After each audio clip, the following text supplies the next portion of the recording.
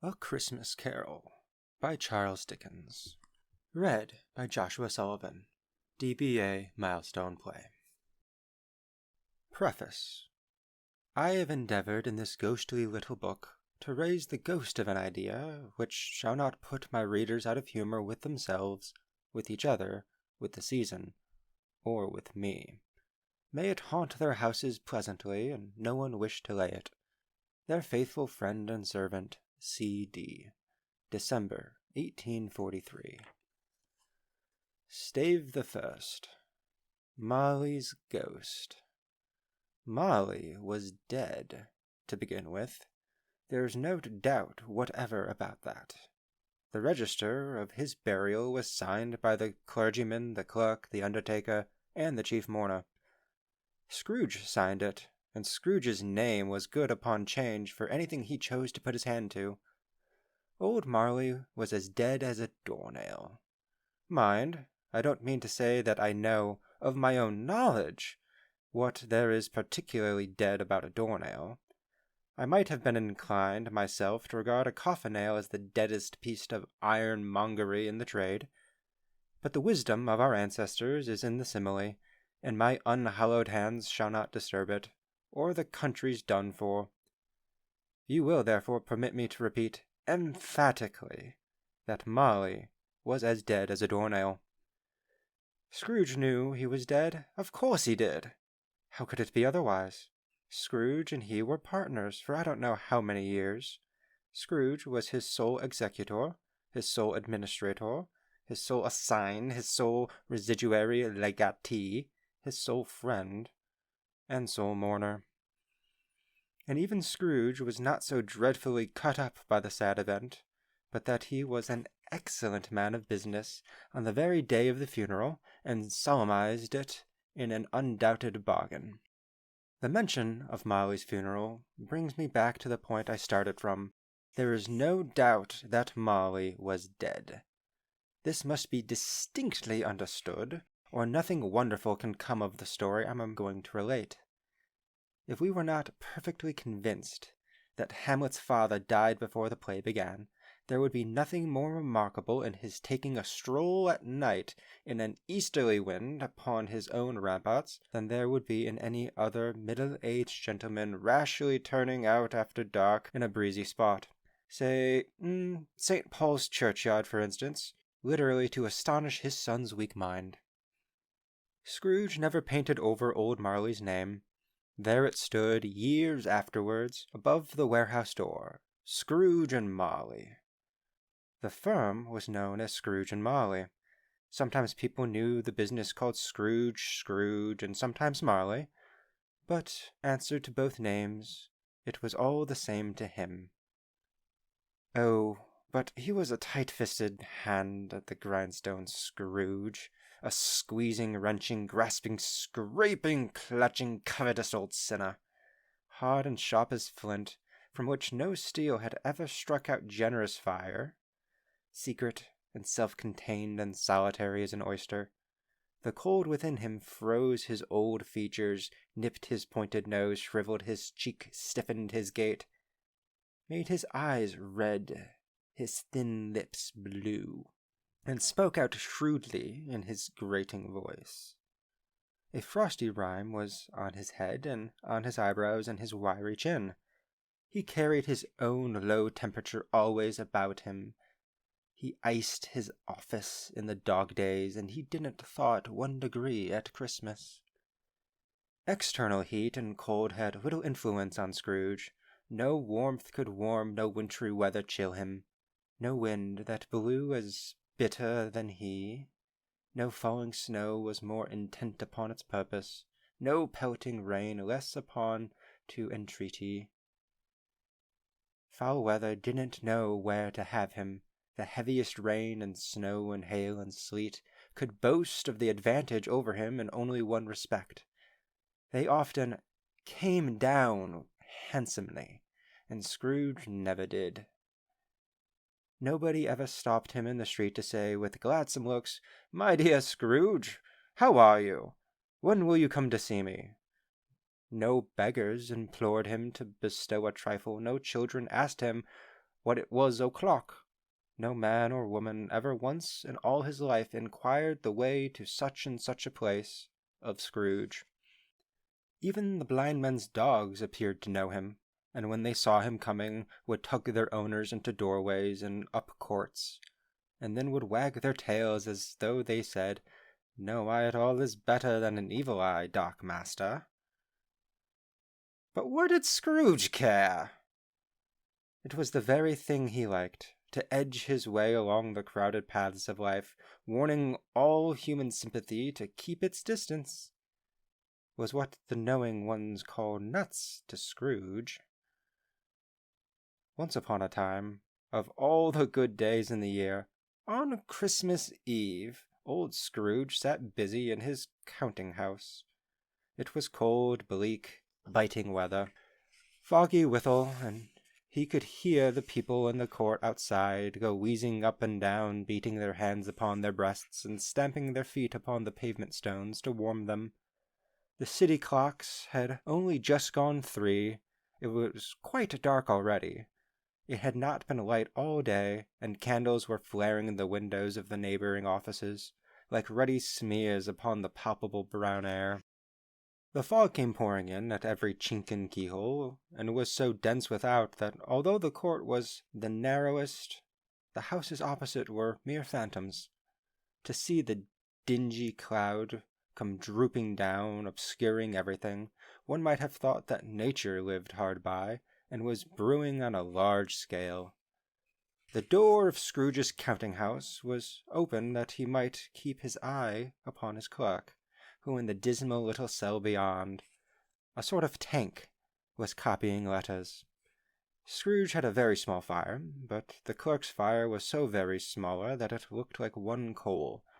But he couldn't replenish it, for Scrooge kept the coal-box in his own room, and so surely as the clerk came in with the shovel, the master predicted that it would be necessary for them to part. Wherefore the clerk put on his white comforter, and tried to warm himself at the candle, in which effort, not being a man of a strong imagination, he failed. "A Merry Christmas, Uncle! God save you!" cried a cheerful voice. It was the voice of Scrooge's nephew, who came upon him so quickly that this was the first intimation that he had of his approach. "Bah!" said Scrooge. "Humbug!" He had so heated himself with the rapid walking in the frost and fog, this nephew of Scrooge's, that he was all in a glow. His face was a ruddy and handsome. His eyes sparkled, and his breath smoked again. "Christmas a humbug, Uncle?" said Scrooge's nephew. "You don't mean that, I'm sure." "I do," said Scrooge. "Merry Christmas? What right have you to be merry?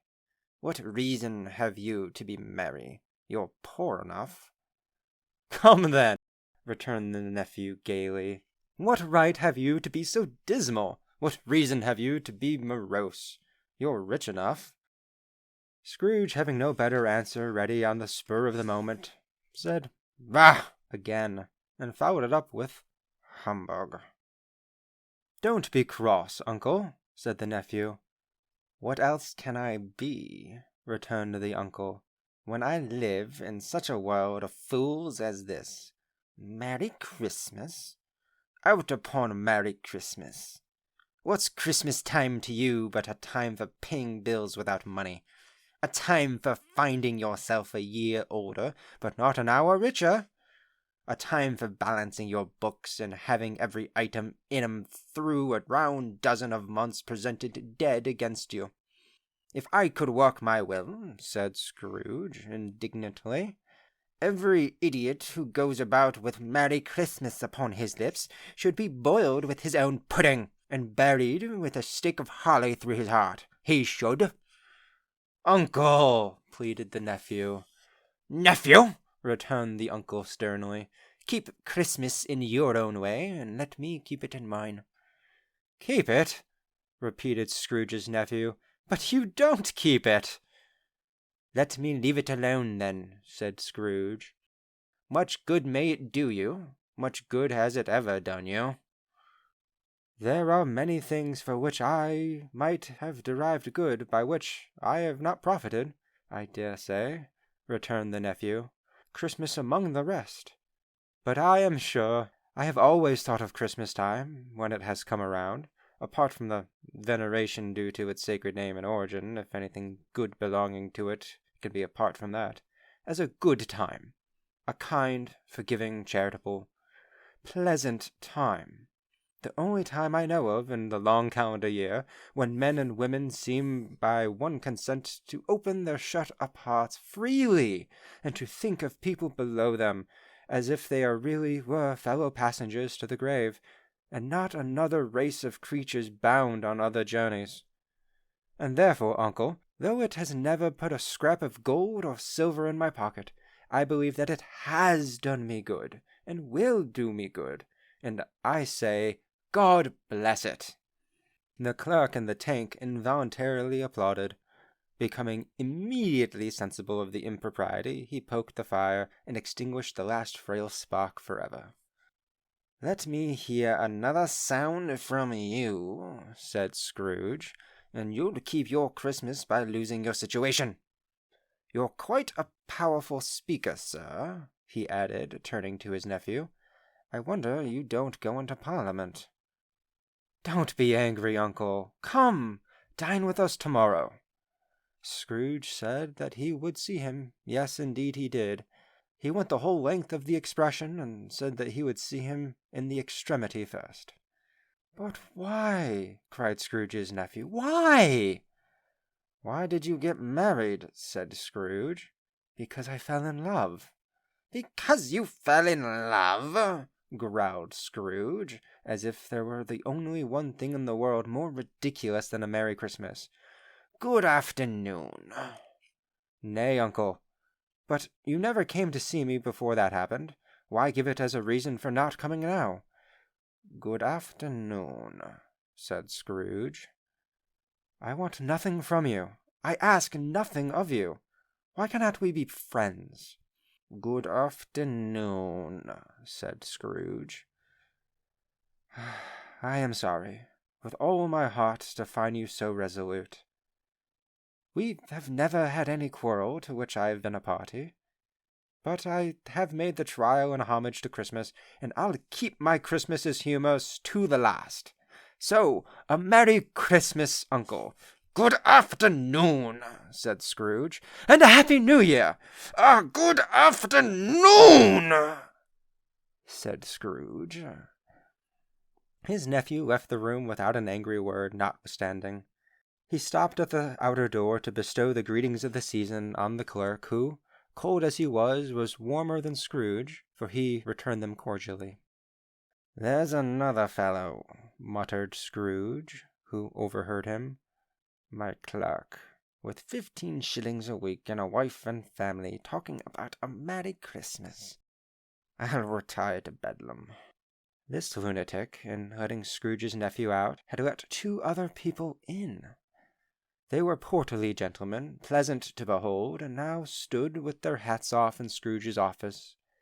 They had books and papers in their hands, and bowed to him. "Scrooge and Marley's, I believe," said one of the gentlemen, referring to his list. "Have I the pleasure of addressing Mr. Scrooge or Mr. Marley?" "Mr. Marley has been dead these 7 years," Scrooge replied. "He died 7 years ago this very night." "We have no doubt his liberty is well represented by his surviving partner," said the gentleman, presenting his credentials. It certainly was, for they had been 2 kindred spirits. At the ominous word liberality, Scrooge frowned, and shook his head, and handed the credentials back. "At this festive season of the year, Mr. Scrooge," said the gentleman, taking up his pen, "it is more than usually desirable that we should make some slight provision for the poor and destitute, who suffer greatly at this present time. Many thousands are in want of common necessities. Hundreds of thousands are in want of common comforts, sir." "Are there no prisons?" asked Scrooge.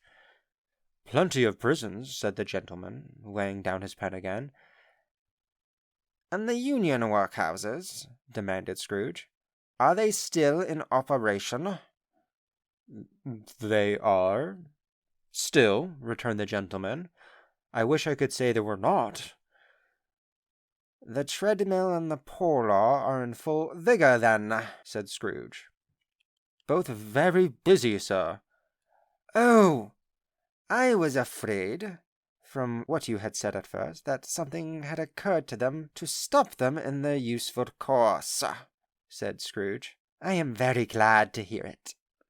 "Under the impression that they are scarcely furnished Christian cheer of mind or body in the multitude," returned the gentleman, "a few of us are endeavouring to raise a fund to buy the poor some meat and drink, and means of warmth.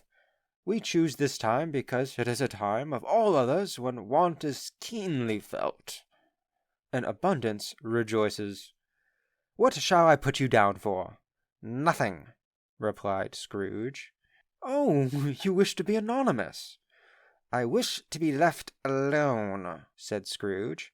"Since you ask me what I wish, gentlemen, that is my answer. I don't make merry myself at Christmas, and I can't afford to make idle people merry.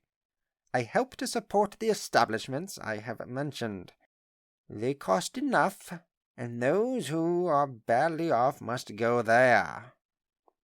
"Many can't go there, and many would rather die."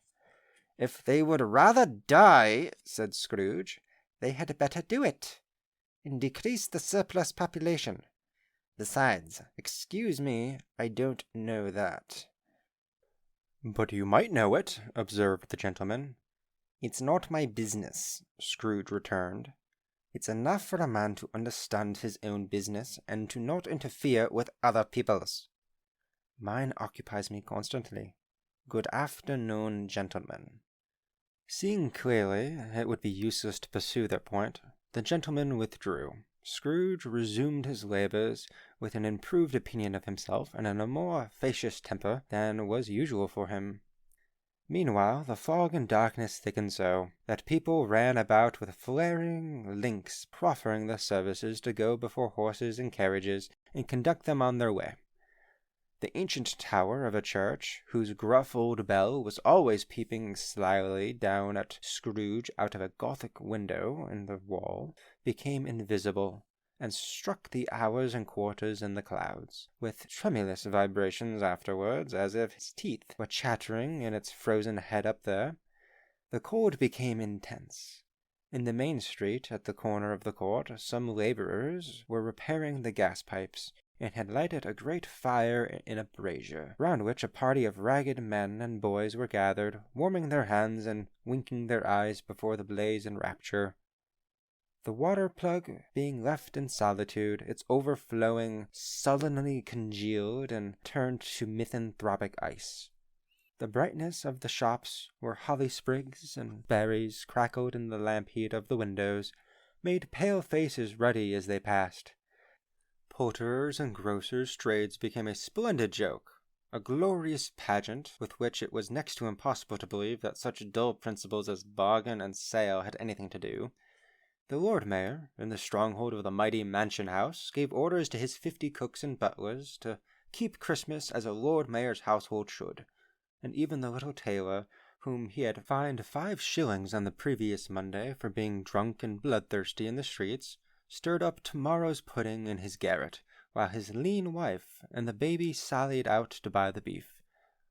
Foggier yet, and colder. Piercing, searching, biting cold. If the good St. Dunstan had but nipped the evil spirit's nose with a touch of such weather as that, instead of using his familiar weapons, then indeed he would have roared to lusty purpose. The owner of one scant young nose, gnawed and mumbled by the hungry cold as bones are gnawed by dogs, stooped down at Scrooge's keyhole to regale him with a Christmas carol, but at the very first sound of "God bless you, merry gentlemen, may nothing you dismay," Scrooge seized the ruler with such energy of action that the singer fled in terror, leaving the keyhole to the fog and even more congenial frost. At length the hour of shutting up the counting-house arrived. With an ill-will Scrooge dismounted from his stool, and tacitly admitted to the fact to the expectant clerk in the tank, who instantly snuffed out his candle and put on his hat. "You'll want all day tomorrow, I suppose," said Scrooge. "If quite convenient, sir." "It's not convenient," said Scrooge, "and it's not fair. If I was to stop half a crown for it, you'd think yourself ill-used, I'll be bound." The clerk smiled faintly. "And yet," said Scrooge, "you don't think me ill-used when I pay a day's wages for no work." The clerk observed that it was only once a year. "A poor excuse for picking a man's pocket every 25th of December," said Scrooge, buttoning his greatcoat to the chin. "But I suppose you must have the whole day. But here, all the earlier next morning." The clerk promised he would, and Scrooge walked out with a growl. The office was closed in a twinkling, and the clerk, with the long ends of his white comforter dangling below his waist, for he boasted no greatcoat, went down a slide on Cornhill, and at the end of a lane of boys 20 times, in honor of it being Christmas Eve, and then ran home to Camden Town as hard as he could pelt to play a blind man's bluff.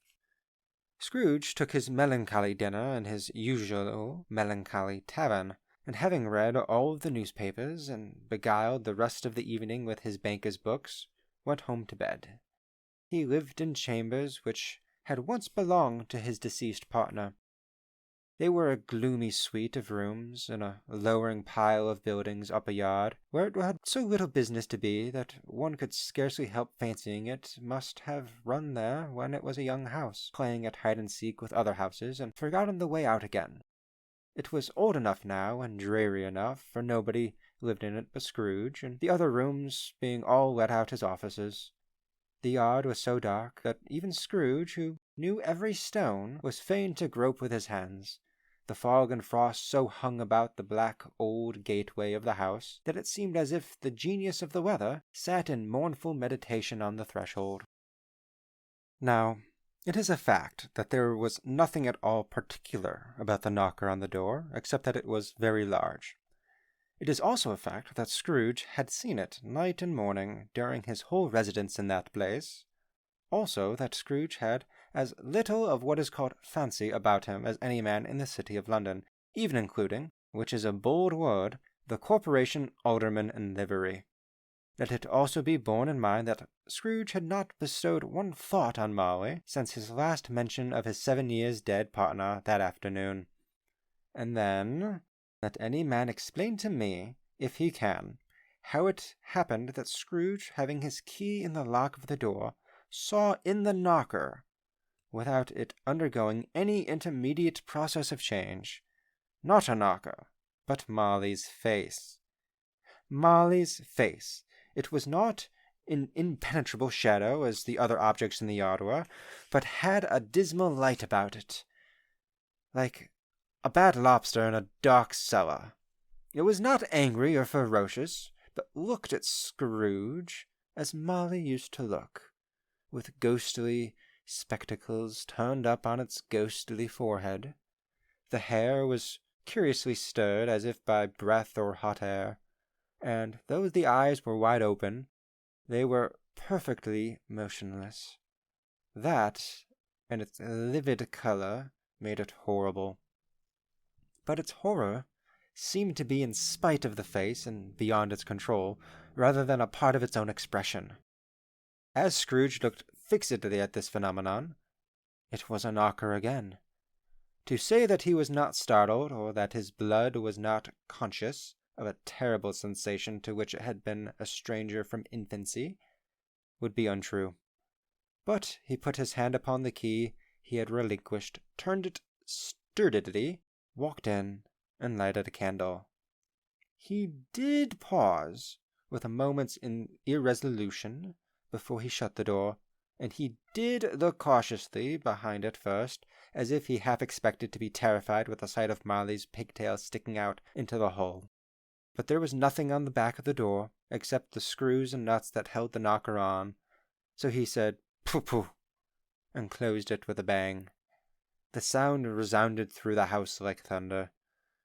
Every room above and every cask in the wine merchant's cellars below appeared to have a separate peal of echoes of its own. Scrooge was not a man to be frightened by echoes. He fastened the door and walked across the hall and up the stairs, slowly too, trimming his candle as he went. You may talk vaguely about driving a coach and six up a good old flight of stairs, or through a bad young Act of Parliament, but I mean to say you might have got a hearse up that staircase and taken it broadwise with the splinter bar towards the wall and the door upwards with the balustrades, and done it easy. There was plenty of width for that, and the room to spare, which is perhaps the reason why Scrooge thought he saw a locomotive hearse going on before him in the gloom. Half a dozen gas lamps out to the street wouldn't have lighted the entry too well, so you may suppose it was pretty dark with Scrooge's dip. Up Scrooge went, not caring a button for that. Darkness is cheap, and Scrooge liked it. But before he shut his heavy door, he walked through his rooms to see that all was right. He had just enough recollection on the face to desire to do that. Sitting room, bedroom, lumber room, all as they should be. Nobody under the table, nobody under the sofa. A small fire in the grate, spoon and basin ready, and the little saucepan of gruel, Scrooge had a cold in his head, upon the hob.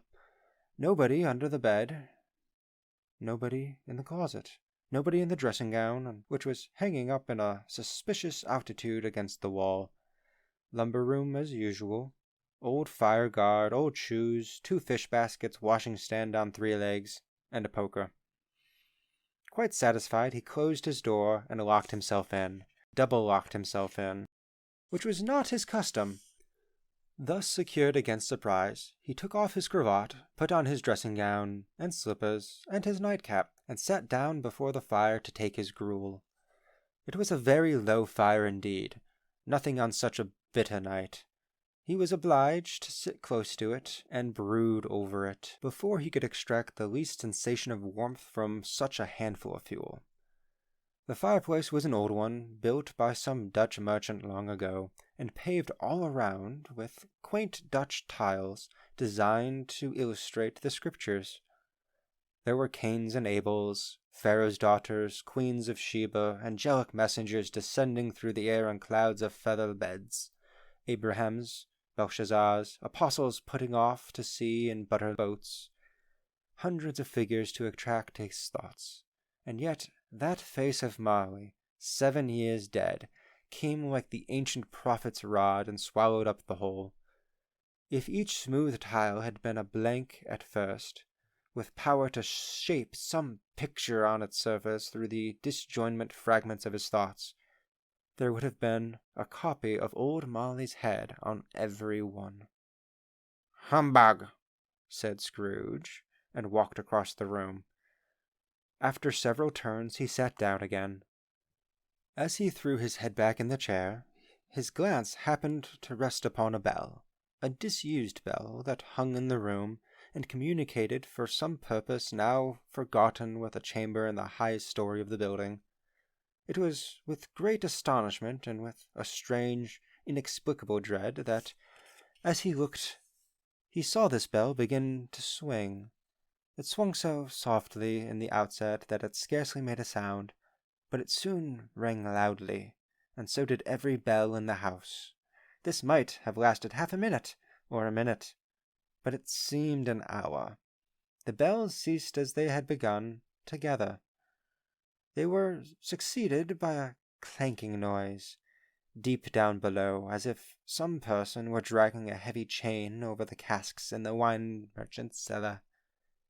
Scrooge then remembered to have heard that ghosts in haunted houses were described as dragging chains.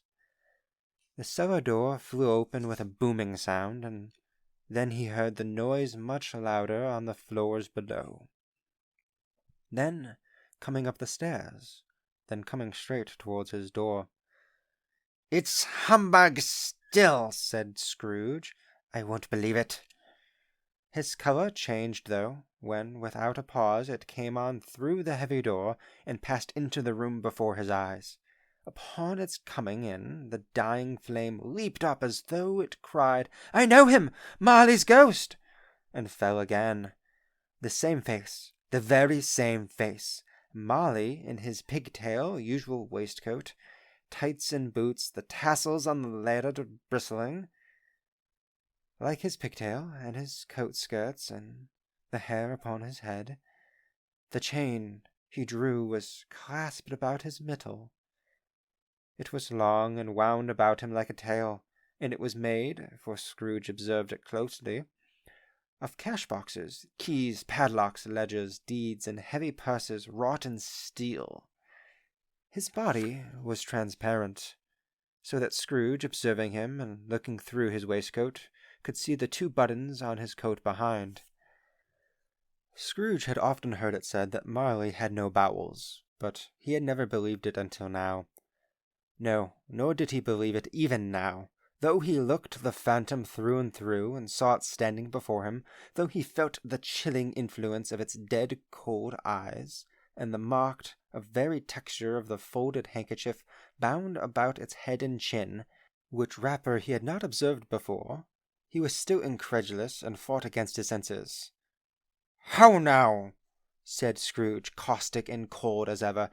"What do you want with me?" "Much." Marley's voice, no doubt about it. "Who are you?" "Ask me who I was." "Who were you, then?" said Scrooge, raising his voice. "You're particular for a shade." He was going to say "to a shade," but substituted this as more appropriate. "In life, I was your partner, Jacob Marley." Can you sit down?" asked Scrooge, looking doubtfully at him. "I can." "Do it, then." Scrooge asked the question because he didn't know whether a ghost so transparent might find himself in a condition to take a chair, and felt that, in the event of it being impossible, it might involve the necessity of an embarrassing explanation. But the ghost sat down on the opposite side of the fireplace, as if he were quite used to it. "You don't believe in me," observed the ghost. "I don't," said Scrooge. "What evidence would you have of my reality, beyond that of your senses?" "I don't know," said Scrooge. "Why do you doubt your senses?"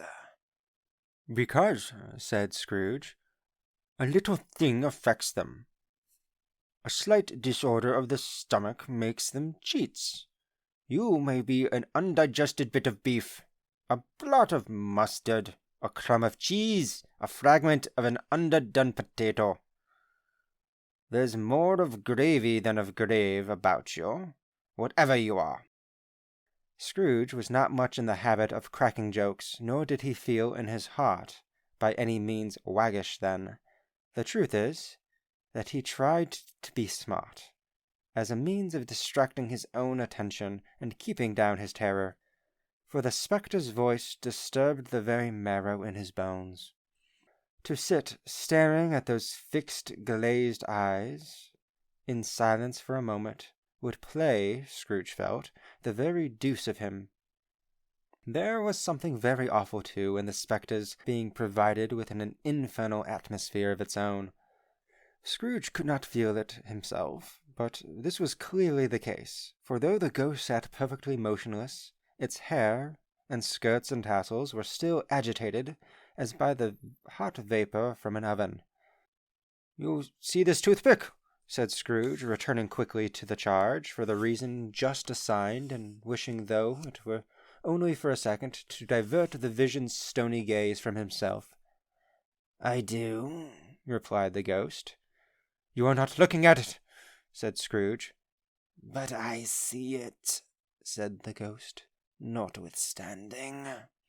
"Well," returned Scrooge, "I have but to swallow this, and for the rest of my days persecuted by a legion of goblins, all of my own creation." "Humbug! I tell you, humbug!"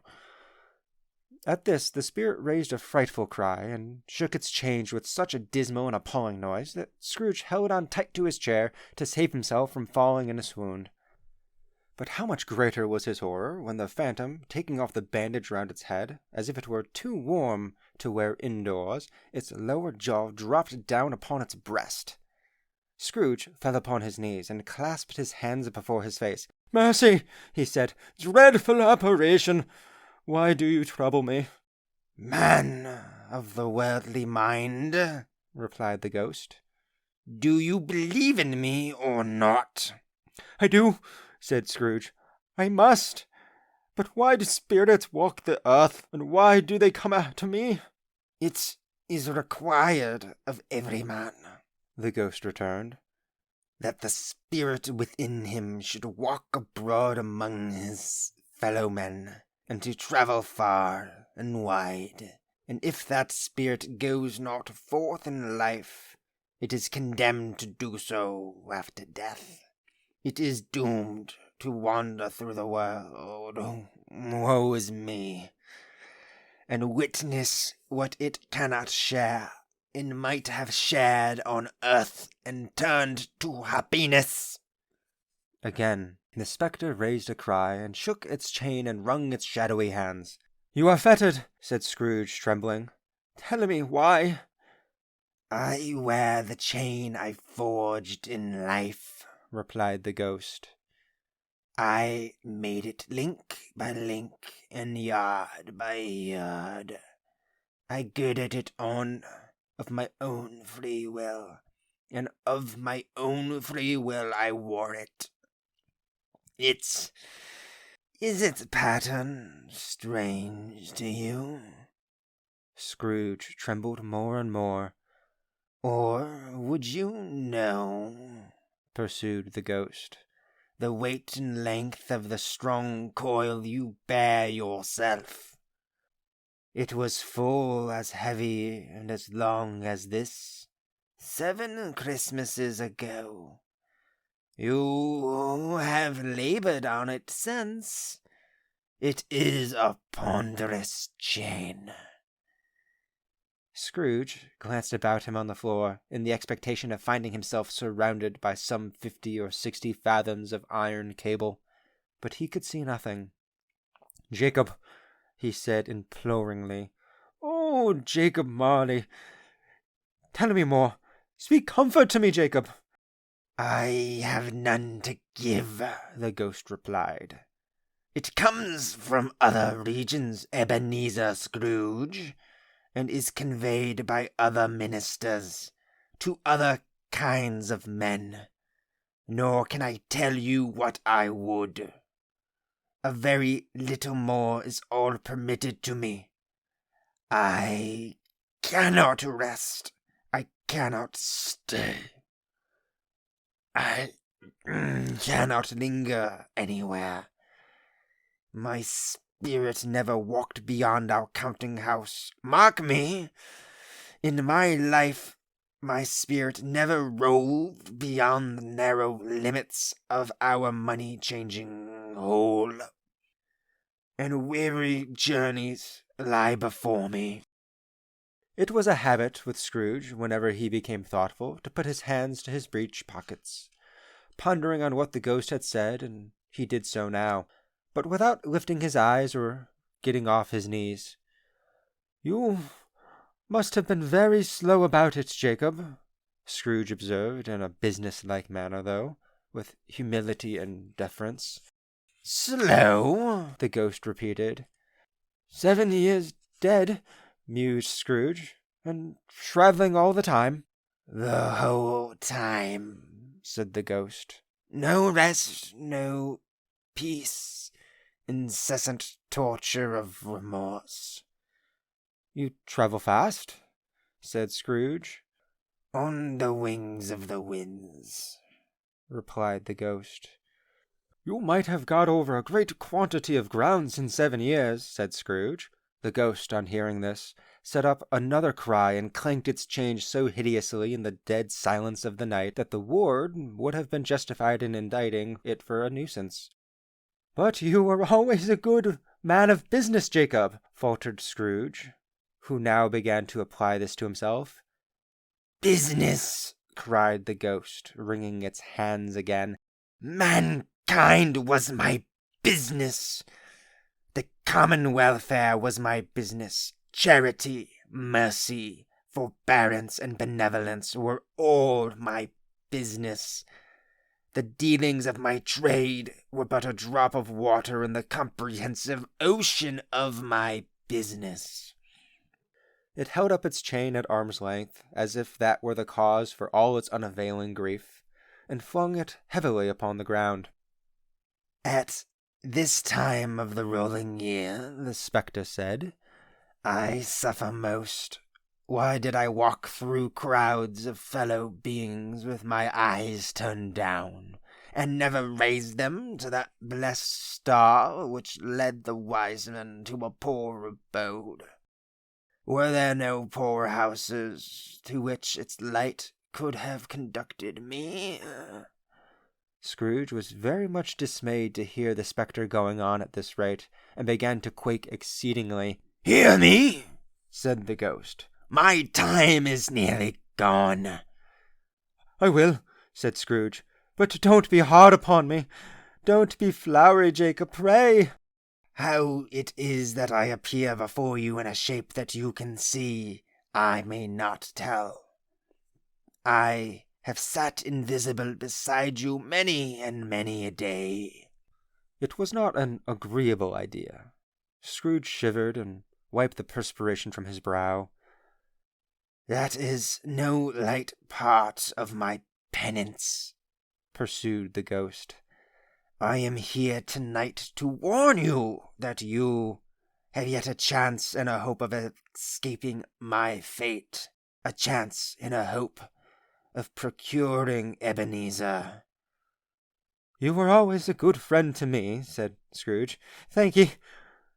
You will be haunted, resumed the ghost, by 3 spirits. Scrooge's countenance fell almost as low as the ghost's had done. Is that the chance and hope you mentioned, Jacob? He demanded in a faltering voice. It is. I think I'd rather not, said Scrooge. Without their visits, said the ghost, you cannot hope to shun the path I tread. Expect the first tomorrow, when the bell tolls 1. Couldn't I take all of them at once, and have it over with, Jacob? Hinted Scrooge. Expect the second on the next night at the same hour. The third upon the next night, when the last stroke of 12 has ceased to vibrate. Look to see me no more, and look that for your own sake you remember what has passed between us. When it has said these words, the spectre took its wrapper from the table, bound it round its head as before. Scrooge knew this by the smart sound of its teeth made when the jaws were brought together by the bandage. He ventured to raise his eyes again, and found his supernatural visitor confronting him in an erect attitude, with its chain wound over and around its arms. The apparition walked backward from him, and at every step it took, the window raised itself a little, so that when the spectre reached it, it was wide open. It beckoned Scrooge to approach, which he did. When they were within 2 paces of each other, Marley's ghost held up its hand, warning him to come no nearer. Scrooge stopped, not so much in obedience as in surprise and fear, for on the raising of the hand, he became sensible of confused noises in the air, incoherent sounds of lamentation and regret, wailings inexpressibly sorrowful and self-accusatory. The spectre, after listening for a moment, joined in the mournful dirge, and floated out upon the bleak, dark night. Scrooge followed to the window, desperate in his curiosity. He looked out. The air was filled with phantoms, wandering hither and thither in restless haste, and moaning as they went. Every one of them wore chains like Marley's ghost. Some few, they might have been guilty governments, were linked together. None were free. Many had been personally known to Scrooge in their lives. He had been quite familiar with one old ghost, in a white waistcoat with a monstrous iron safe attached to its ankle, who cried piteously at being unable to assist a wretchful woman with an infant whom it saw below upon a doorstep. The misery with them all was, clearly, that they sought to interfere, for good, in human matters, and had lost the power forever. Whether these creatures faded into mist, or mist enshrouded them, he could not tell, but they and their spirit voices faded together, and the night became as it had been when he walked home. Scrooge closed the window and examined the door by which the ghost had entered. It was double-locked, as he had locked it with his own hands, and the bolts were undisturbed. He tried to say, "Humbug," but stopped at the first syllable, and being, from the emotion that he had undergone, and the fatigues of the day, or the glimpse of the invisible world, or the dull conversation of the ghost, or the lateness of the hour, much in need of repose, he went straight to bed, without undressing, and fell asleep upon the instant.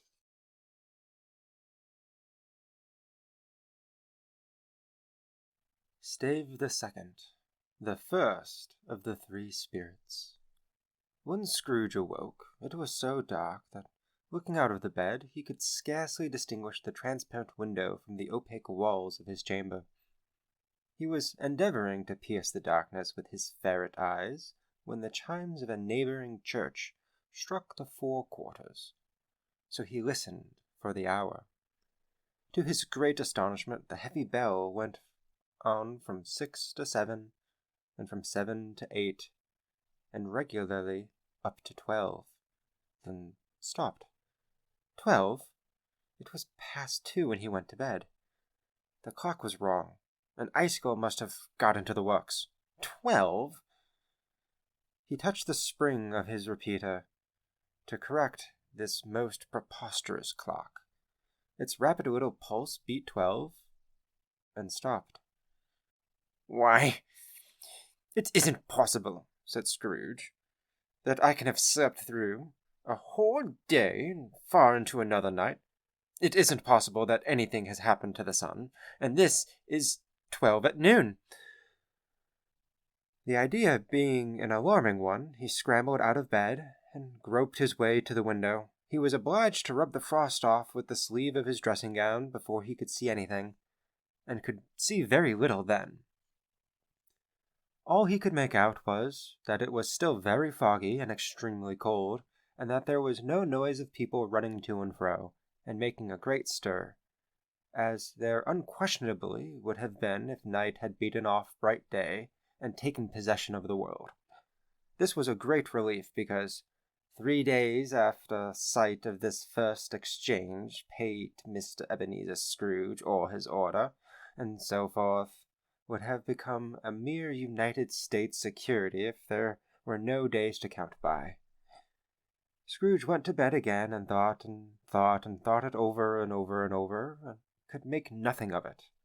The more he thought, the more perplexed he was, and the more he endeavored not to think, the more he thought. Marley's ghost bothered him exceedingly.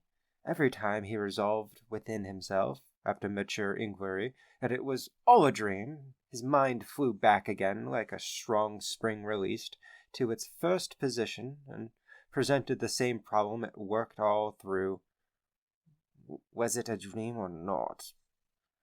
Scrooge lay in this state until the chime had gone 3 quarters more, when he remembered, on a sudden, that the ghost had warned him of a visitation when the bell tolled 1. He resolved to lie awake until the hour was past, and, considering that he could no more go to sleep than go to heaven, this was perhaps the wisest resolution in his power. The quarter was so long that he was more than once convinced he must have sunk into a doze unconsciously and missed the clock. At length it broke upon his listening ears. "Ding dong." "A quarter past," said Scrooge, counting. "Ding dong." "Half past," said Scrooge. "Ding dong." "A quarter to it," said Scrooge. "Ding dong! The hour itself," said Scrooge triumphantly, "and nothing else." He spoke before the hour sounded, which it now did with a deep, dull, hollow, melancholy one. Light flashed up in the room upon the instant, and the curtains of his bed were drawn. The curtains of his bed were drawn aside, I tell you, by a hand. Not the curtains at his feet, nor the curtains at his back, but those to which his face was addressed.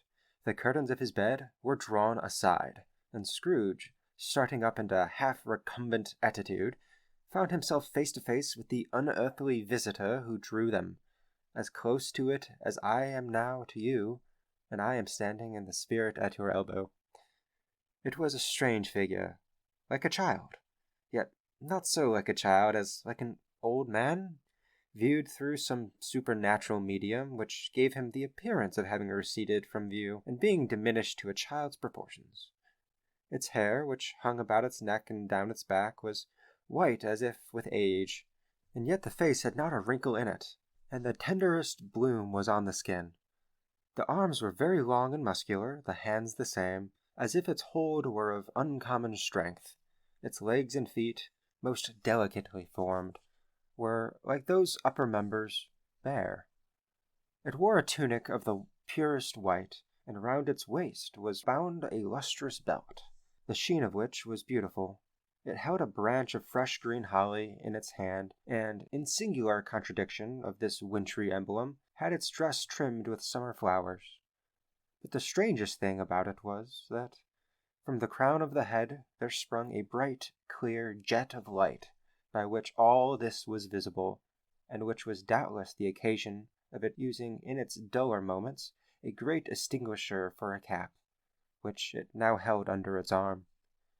Even this, though, when Scrooge looked at it with increasing steadiness, was not its strangest quality, for as its belt sparkled and glittered now in one part and now in another, and what was light one instant at another time was dark, so the figure itself fluctuated in its distinctiveness, being now a thing with one arm, now with one leg, now with 20 legs, now a pair of legs without a head, and now a head without a body, of which dissolving parts no outline would be visible in the dense gloom wherein they melted away, and in the very wonder of this, it would be itself again distinct and clear as ever.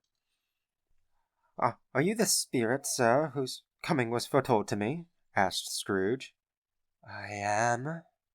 The voice was soft and gentle, singularly low, as if instead of being so close beside him, it were at a distance. "Who and what are you?" Scrooge demanded.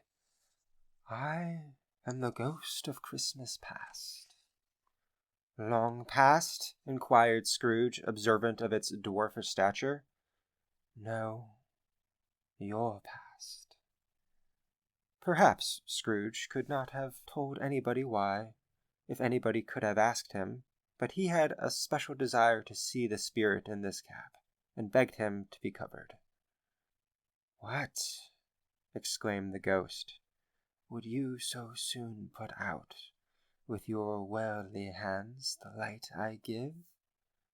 It is not enough that you are one of those whose passions made this cap, and force me through whole trains of years to wear it low upon my brow." Scrooge reverently disclaimed all intention to offend, or any knowledge of having wilfully bonneted the spirit at any period of his life. He then made bold to inquire what business brought him there. "Your welfare," said the ghost. Scrooge expressed himself much obliged, but could not help thinking that a night of unbroken rest would have been more conducive to that end. The spirit must have heard him thinking, for it said immediately, "Your reclamation, then. Take heed." It put out its strong hand as it spoke, and clasped him gently by the arm. "Rise, and walk with me." It would have been in vain for Scrooge to plead that the weather and the hour were not adapted to pedestrian purposes. that bed was warm and the thermometer a long way below freezing, that he was clad but lightly in his slippers, dressing gown, and nightcap, and that he had a cold upon him at the time. The grasp, though gentle as a woman's hand, was not to be resisted. He rose, but finding that the spirit made towards the window, clasped his robe in supplication.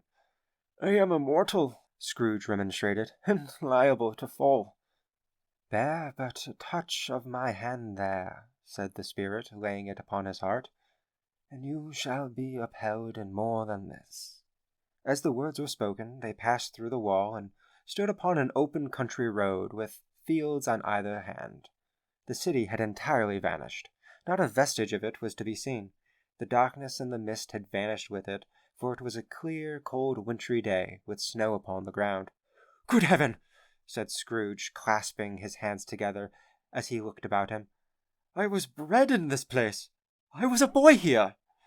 The spirit gazed upon him mildly. Its gentle touch, though it had been light and instantaneous, appeared still present to the old man's sense of feeling. He was conscious of 1,000 odors floating in the air, each one connected with 1,000 thoughts, and hopes and joys, and cares long, long forgotten. "Your lip is trembling," said the ghost. "And what is that upon your cheek?" Scrooge muttered, with an unusual catching in his voice, that it was a pimple, and begged the ghost to lead him where he would. "You recollect the way?" inquired the spirit.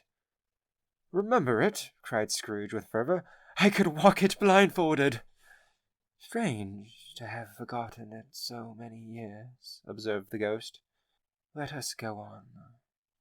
They walked along the road, Scrooge recognizing every gate and post and tree, until a little market town appeared in the distance, with its bridge, its church, and winding river.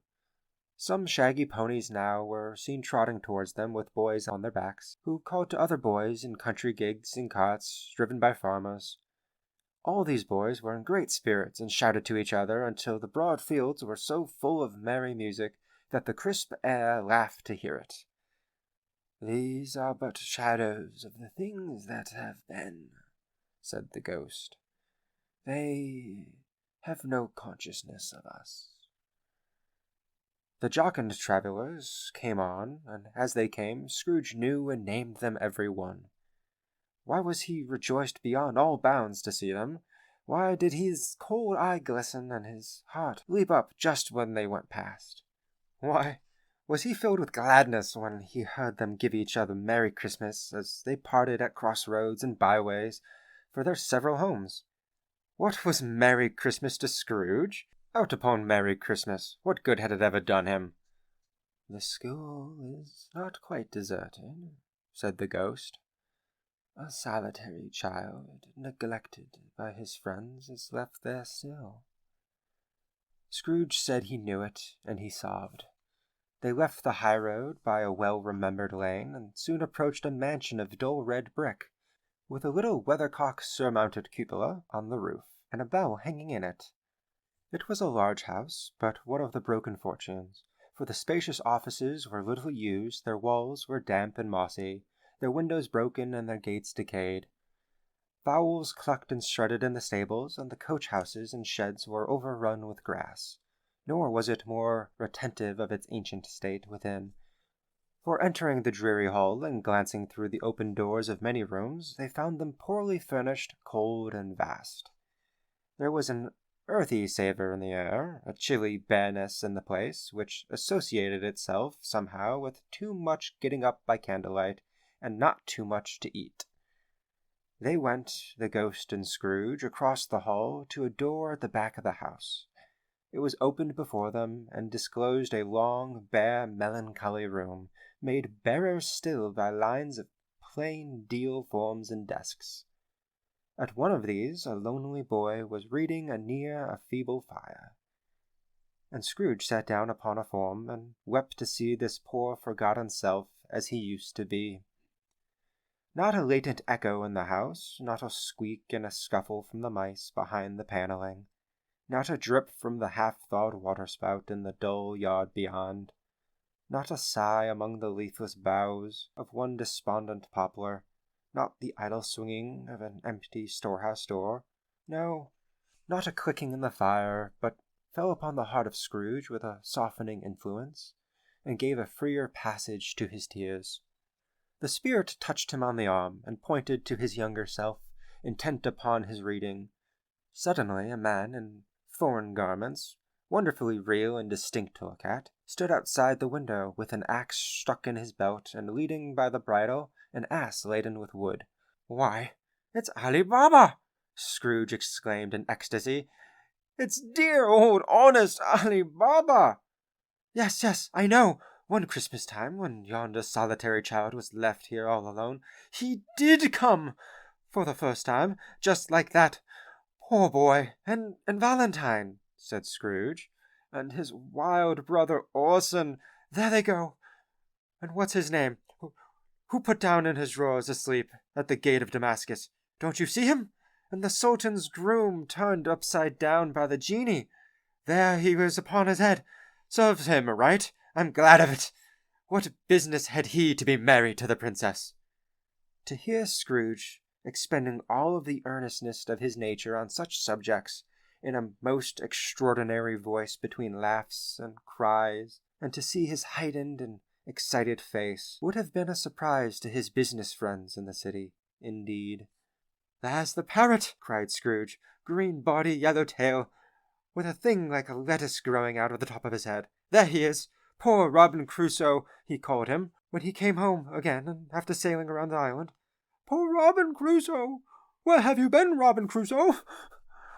The man thought he was dreaming, but he wasn't. It was the parrot, you know. There goes Friday, running for his life down the little creek. Halloo! Hoop! Halloo! Then, with a rapidity of transition very foreign to his usual character, he said, in a pity for his former self, "Poor boy!" and cried again. "I wish," Scrooge muttered, putting his hand in his pocket and looking about him after drying his eyes with his cuff, "but it's too late now." "What is the matter?" asked the spirit. "Nothing," said Scrooge. "Nothing. There was a boy singing a Christmas carol at my door last night. I should have given him something, that's all." The ghost smiled thoughtfully and waved its hand, saying as it did so, "Let us see another Christmas." Scrooge's former self grew larger at the words, and the room became a little darker and more dirty. The panels shrunk, the windows cracked, fragments of plaster fell out of the ceiling, and the naked laths were shown instead. But how all this was brought about, Scrooge knew no more than you do. He only knew that it was quite correct, that everything had happened so, that there he was, alone again, when all the other boys had gone home for their jolly holidays. He was not reading now, but walking up and down despairingly. Scrooge looked at the ghost, and with a mournful shaking of his head, glanced anxiously towards the door. It opened, and a little girl, much younger than the boy, came darting in, and putting her arms around his neck, and often kissing him, addressed him as her dear brother. "I have come to bring you home, dear brother," said the child, clapping her tiny hands and bending down to laugh. "To bring you home, home, home!" "Home, little Fran?" returned the boy. "Yes," said the child, brimful of glee. "Home, for good and all. Home forever and ever. Father is so much kinder than he used to be, and the home is like heaven. He spoke so gently to me one dear night when I was going to bed, that I was not afraid to ask him once more if you might come home. And he said, yes, you should, and sent me in a coach to bring you. And you are to be a man," said the child, opening her eyes, "and never to come back here. But first, we're to be together all the Christmas long, and have the merriest time in all the world." "You are quite a woman, little Fan," exclaimed the boy. She clapped her hands and laughed, and tried to touch his head, but being too little, laughed again, and stood on tiptoe to embrace him. Then she began to drag him, in her childish eagerness, towards the door, and he, nothing too loth to go, accompanied her. A terrible voice in the hall cried, "Bring down Master Scrooge's box there!" And in the hall appeared the schoolmaster himself, who glared on Master Scrooge with a ferocious condescension, and threw him into a dreadful state of mind by shaking hands with him. He then conveyed him and his sister into the veriest old well of a shivering best parlour that ever was seen, where the maps upon the wall, and the celestial and terrestrial globes in the windows, were waxy with cold. Here he produced a decanter of curiously light wine, and a block of curiously heavy cake, and administered installments of those dainties to the young people, at the same time sending out a meagre servant to offer a glass of something to the post-boy, who answered that he thanked the gentleman, but if it was the same tap he had tasted before, he had rather not. Master Scrooge's trunk being by this time tied on top of the chassis, the children bade the schoolmaster good-bye right willingly, and getting into it, drove gaily down the garden sweep, the quick wheels dashing the hoarfrost and snow from off the dark leaves of the evergreens they spray. "Always a delicate creature, whom a breath might have withered," said the ghost. "But she had a large heart." "So she had," cried Scrooge. "You're right. I will not gainsay it, spirit. God forbid." "She died a woman," said the ghost, "and had, as I think, children." "One child," Scrooge returned. "True," said the ghost. "Your nephew." Scrooge seemed uneasy in his mind, and answered briefly, "Yes." Although they had but the moment left the school behind them, they were now in the busy thoroughfares of a city, where shadowy passengers passed and repassed, where shadowy carts and coaches battled for the way, and all the strife and tumult of a real city were. It was made plain enough by the dressing of the shops that there too it was Christmas time again, but it was evening, and the streets were lighted up.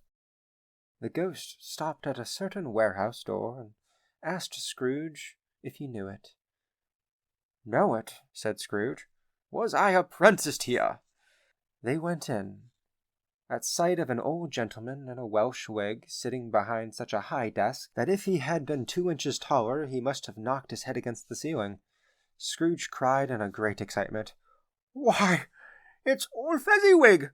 Bless his heart, it's Fezziwig, alive again!"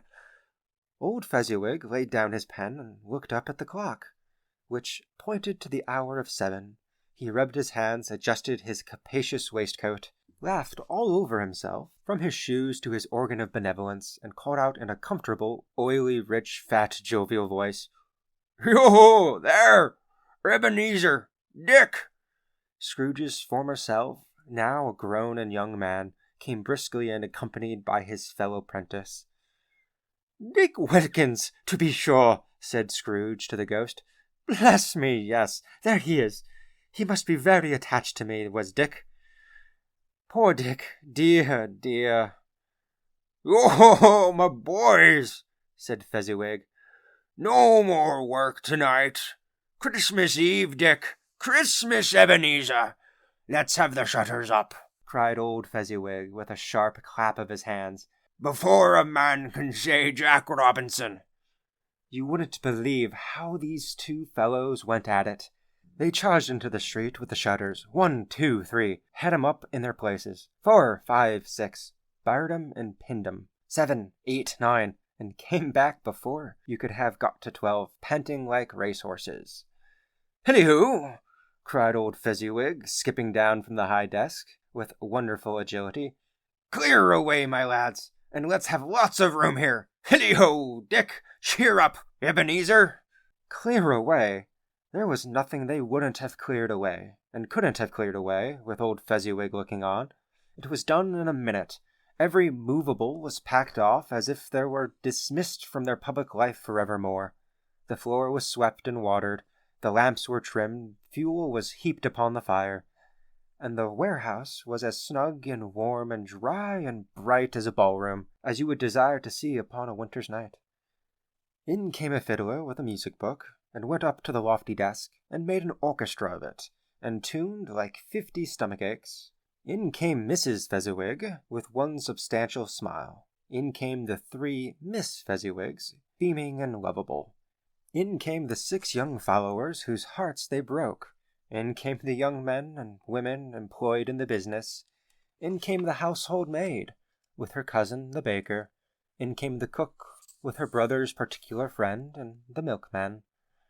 In came the boy from over the way, who was suspected of not having bored enough from his master, trying to hide himself behind the girl from next door, but one who was proved to have had her ears pulled by her mistress. In they came one after another, some shyly, some boldly, some gracefully, some awkwardly, some pushing and some pulling. In they all came, anyhow and everyhow. Away they all went, 20 couple at once, hands half round and back again, the other way, down the middle and up again, round and round in various stages of affectionate groupings, old top couple always turning up in the wrong place, new top couple starting off again as soon as they had got there, all top couples at last, and not a bottom one to help them. When this result was brought about, old Fezziwig, clapping his hands to stop the dance, cried out, "Well done!" and the fiddler plunged his hot face into a pot of porter, especially provided for that purpose.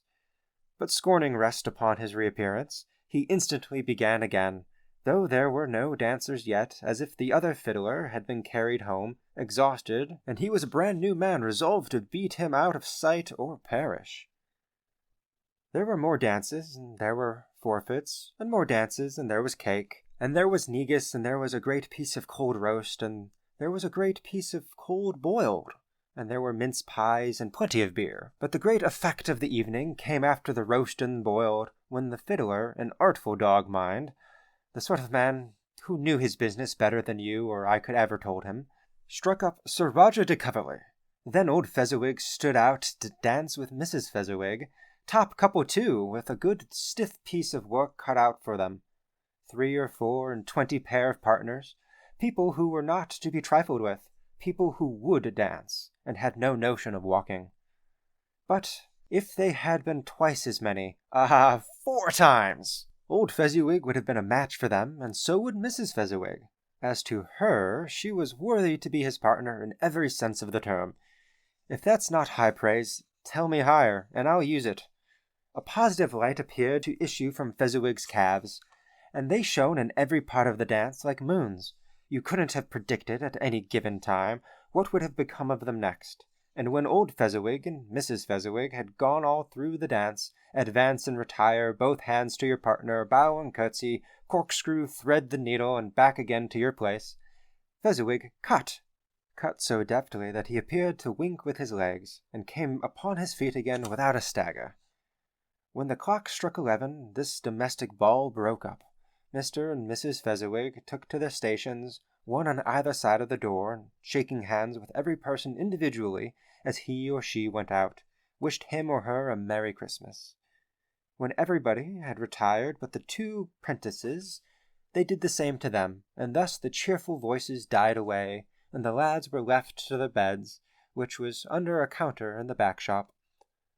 During the whole of this time, Scrooge had acted like a man out of his wits. His heart and soul were in the scene, and with his former self. He corroborated everything, remembered everything, enjoyed everything, and underwent the strangest agitation. It was not until now that, when the bright faces of his former self and Dick were turned from them, that he remembered the ghost, and became conscious that it was looking full upon him, while the light upon its head burnt very clear. "A small matter," said the ghost, "to make these silly folks so full of gratitude." "Small?" echoed Scrooge. The spirit signed to him to listen to the 2 prentices who were pouring out their hearts in praises of Fezziwig. When he had done so, said, "Why, is it not? He has spent but a few pounds of your mortal money, 3 or 4 perhaps. Is that so much that he deserves this praise?" "It isn't that," said Scrooge, heated by the remark, and speaking unconsciously like his former, not his latter self. "It isn't that, Spirit. He has the power to render us happy or unhappy, to make our service light or burdensome, a pleasure or a toil. Say that his power lies in words and looks, in things so slight and insignificant that it is impossible to add and count them up. What then? The happiness he gives is quite as great as it costs a fortune." He felt the spirit's glance, and stopped. "What is the matter?" asked the ghost. "Nothing particular," said Scrooge.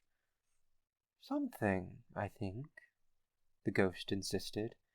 "No," said Scrooge, "no. I should like to be able to say a word or two to my clerk just now. That's all." His former self turned down the lamps as they gave utterance to the wish, and Scrooge and the ghost again stood side by side in the open air. "My time grows short," observed the ghost. "Quick." This was not addressed to Scrooge or to anyone whom he could see, but it produced an immediate effect, for again Scrooge saw himself. He was older now, a man in his prime. His face had not the harsh and rigid lines of latter years, but it had begun to wear the signs of care and avarice. There was an eager, greedy, restless motion in the eye, which showed the passion that had taken root and where the shadow of the growing tree would fall. He was not alone, but sat by the side of a fair young girl in a morning dress, in whose eyes there were tears, which sparkled in the light that shone out of the ghost of Christmas past. "It matters a little," she said softly. "To you, very little. Another idol has displaced me, and if it can cheer and comfort you in time to come, as I have tried to do, I have no just cause to grieve." "What idol has displaced you?" he rejoined. "A golden one." "This is the even-handed dealing of the world," he said. "There is nothing on which it is so hard as poverty, and there is nothing it professes to condemn with such severity as the pursuit of wealth." "You fear the world too much," she answered gently. "All your other hopes have merged into the hope of being beyond the chance of its sordid reproach. I have seen your nobler aspirations fall off one by one, until the master passion, gain, engrosses you. Have I not?" "What then?" he retorted. "Even if I have grown so much wiser, what then? I am not changed towards you." She shook her head. "Am I?" "Our contract is an old one. It was made when we were both poor and content to be so, until, in good season, we could improve our worldly fortune by our patient industry. You are changed. When it was made, you were another man." "I was a boy," he said impatiently. "Your own feeling tells you that you are not what you are now," she returned. "I am. That which promised happiness when we were one in heart is fraught with misery now that we are two. How often and how keenly I have thought of this, I will not say. It is enough that I have thought of it and can release you." "Have I ever sought release?" "In words, no, never." "In what then?" "In a change of nature, in an altered spirit, in another atmosphere of life, another hope as its great end. If everything that made my love of any worth or any value in your sight, if this had never been between us," said the girl, looking mildly but with steadiness upon him, "tell me, would you seek me out and try to win me now?" "No." He seemed to yield to the justice of this supposition in spite of himself, but he said with a struggle, "You think not." "I would gladly think otherwise if I could," she answered. "Heaven knows. When I have learned a truth like this, I know how strong and irresistible it must be. But if you were free today, tomorrow, yesterday, can even I believe that you would choose a dowerless girl? You who, in your very confidence with her, weigh everything by gain, or, choosing her, if For a moment you were false enough to your one guiding principle to do so. Do I not now know that your repentance and regret would surely follow? I do, and I release you, with a full heart, for the love of him you once were. He was about to speak, but with her head turned from him, she resumed. You may, the memory of what is past half makes me hope you will, have pain in this, a very, very brief time, and you will dismiss the recollection of it gladly as an unprofitable dream from which it happened well that you awoke. May you be happy in the life that you have chosen. She left him, and they parted. Spirit, said Scrooge, show me no more. Conduct me home. Why do you delight to torture me? One shadow more, exclaimed the ghost. No more, cried Scrooge. No more. I don't wish to see it. Show me no more. But the relentless ghost pinioned him in both his arms and forced him to observe what happened next. They were in another scene and place, a room, not very large or handsome, but full of comfort. Near to the winter fire sat a beautiful young girl, so like the last that Scrooge believed it was the same, until he saw her, now a comely matron, sitting opposite her daughter. The noise in this room was perfectly tumultuous, for there were more children there than Scrooge in his agitated state of mind could count. And, unlike the celebrated herd in the poem, they were not 40 children conducting themselves like one, but every child was conducting itself like 40. The consequences were uproarious beyond belief, but no one seemed to care. On the contrary, the mother and daughter laughed heartily and enjoyed it very much, and the latter, soon beginning to mingle in the sports, got pillaged by the young brigands most ruthlessly. What would I not have given to be one of them? Though I never could have been so rude. No, I wouldn't for the wealth of all the world have crushed that braided hair and torn it down. And for the precious little shoe, I wouldn't have plucked it off, God bless my soul, to save my life. As to measuring her waist in sport, as they did, bold young brood, I couldn't have done it. I should have expected my arm to have grown round for it in punishment, and never come straight again. And yet I should have dearly liked, I own, to have touched her lips, to have questioned her, that she might have opened them, to have looked upon the lashes of her downcast eyes, and never raised a blush, to have let loose waves of hair, an inch of which would be a keepsake beyond price. In short, I should have liked, I do confess, to have had the lightest license of a child, and yet to have been man enough to know its value. But now a knocking at the door was heard, and such a rush immediately ensued that she with the laughing face and plundered dress was borne towards it in the centre of a flushed and boisterous group, just in time to greet the father, who came home attended by a man laden with Christmas toys and presents. Then the shouting and the struggle, and the onslaught that was made on the defenceless porter. The scaling him with chairs for ladders to dive into the pockets, despoil him of the brown paper parcels, hold on tight by his cravat, hug him around his neck, pummel his back, and kick his legs in irreparable affection. The shouts of wonder and delight with which the deployment of every package was received, the terrible announcement that the baby had been taken in the act of putting a doll's frying pan into his mouth, and was more than suspected of having swallowed a fictitious turkey glued on a wooden platter, the immense relief of finding this a false alarm, the joy and gratitude and ecstasy, they are all indescribable alike. It is enough that by degrees the children and their emotions got out of the parlor, and by one stair at a time up to the top of the house, where they went to bed, and so subsided.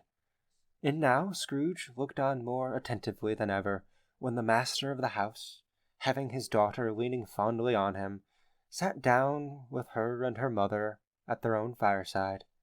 And when he thought that such another creature, quite as graceful and as full of promise, might have called him father, and been a springtime in the haggard winter of his life, his sight grew very dim indeed. "Well," said the husband, turning to his wife with a smile, "I saw an old friend of yours this afternoon." "Who was it?" Yes. How can I? Don't I know? She added in the same breath, laughing as he laughed. Mr. Scrooge. Mr. Scrooge it was. I passed his office window, and as it was not shut up, he had a candle inside. I could scarcely help seeing him. His partner lies upon the point of death, I hear, and there he sat alone. Quite alone in the world, I do believe. Spirit, said Scrooge in a broken voice, remove me from this place. I told you these were shadows of the things that have been, said the ghost, that they are what they are. Do not blame me. Remove me, Scrooge exclaimed. I cannot bear it. He turned upon the ghost, and seeing that it looked upon him with a face, in which, in some strange way, there were fragments of all the faces it had shown him, wrestled with it. Leave me! Take me back! Haunt me no longer! In the struggle, if that can be called a struggle in which the ghost, with no visible resistance on its own part, was undisturbed by any effort of its adversary, Scrooge observed that its light was burning high and bright, and dimly connecting that with its influence over him, he seized the extinguisher cap, and by a sudden action pressed it down upon its head. The spirit dropped beneath it, so that the extinguisher covered its whole form. But though Scrooge pressed it down with all his force, he could not hide the light, which streamed from under it in an unbroken flood upon the ground. He was conscious of being exhausted, and overcome with an irresistible drowsiness, and further, of being in his own bedroom. He gave the cap a parting squeeze in which his hand relaxed, and had barely time to reel to bed before he sank into a heavy sleep. Stave the Third, the second of the three spirits. Awaking in the middle of a prodigiously tough snore, and sitting up in bed to get his thoughts together, Scrooge had no occasion to be told that the bell was again upon the stroke of 1. He felt that he was restored to consciousness in the right nick of time, for the especial purpose of holding a conference with the second messenger dispatched to him through Jacob Marley's intervention.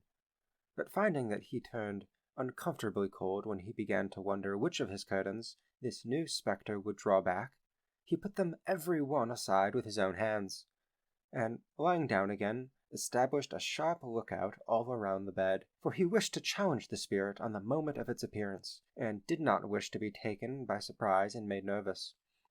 Gentlemen of the free and easy sort, who plume themselves on being acquainted with a move or two, and being usually equal to the time of day, express the wide range of their capacity for adventure by observing that they are good for anything from pitch and toss to manslaughter.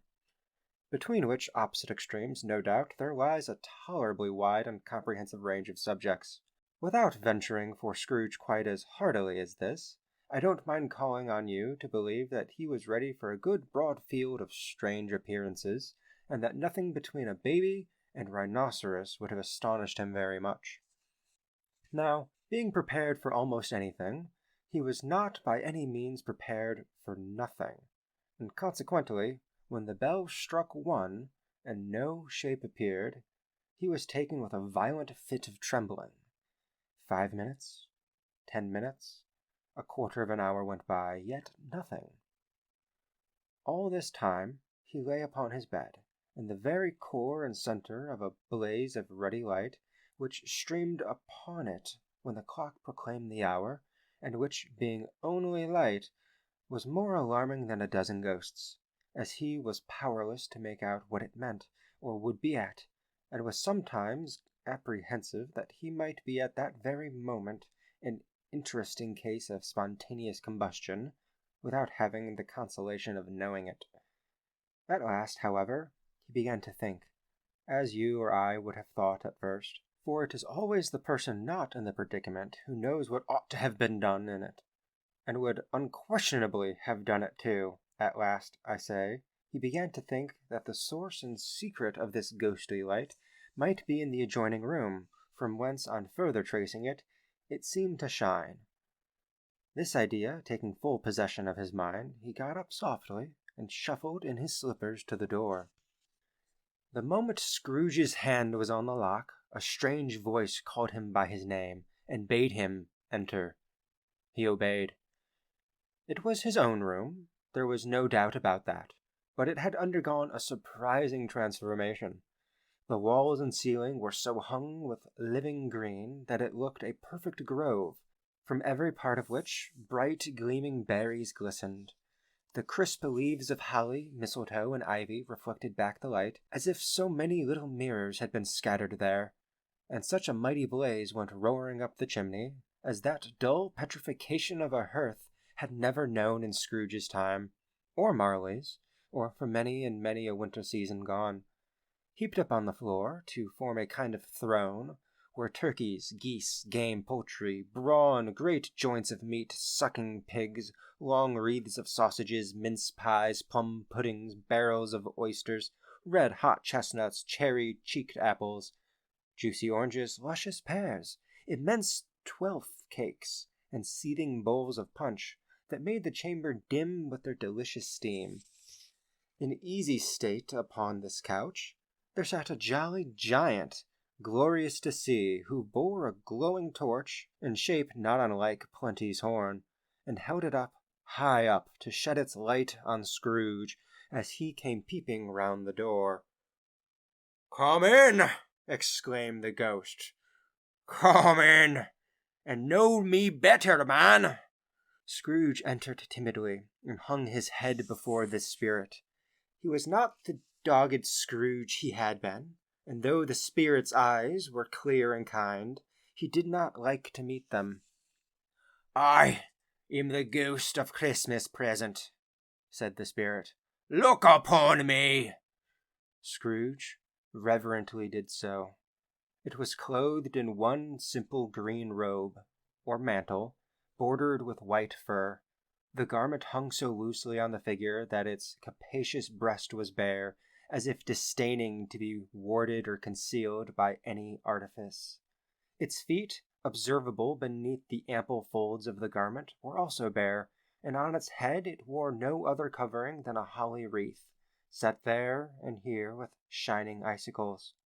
Its dark brown curls were long and free as its genial face, its sparkling eyes, its open hand, its cheery voice, its unconstrained demeanor, and its joyous air. Girded round its middle was an antique scabbard, but no sword was in it, and the ancient sheath was eaten up with rust. "You have never seen the likes of me before," exclaimed the spirit. "Never," Scrooge made answer to it. "Have never walked forth with the younger members of my family, meaning, for I am very young, my elder brothers born in these last years?" pursued the phantom. "I don't think I have," said Scrooge. "I am afraid I have not. Have you had many brothers, spirit?" "More than 1,800, said the ghost. "A tremendous family to provide for," muttered Scrooge. The ghost of Christmas present rose. "Spirit," said Scrooge submissively, "conduct me where you will. I went forth last night on compulsion, and I learnt a lesson which is working now. Tonight, if you have aught to teach me, let me profit by it." "Touch my robe." Scrooge did as he was told, and held it fast. Holly, mistletoe, red berries, ivy, turkeys, geese, game, poultry, brawn, meat, pigs, sausages, oysters, pies, puddings, fruit, and punch all vanished instantly. So did the room, the fire, the ruddy glow, the hour of the night, and they stood in the city streets on Christmas morning, where, for the weather was severe, the people made a rough but brisk and not unpleasant kind of music, in scraping the snow from the pavement in front of their dwellings, and from the tops of their houses, whence it was mad delight to the boys to see it coming plumping down into the road below, and splitting into artificial-like snowstorms.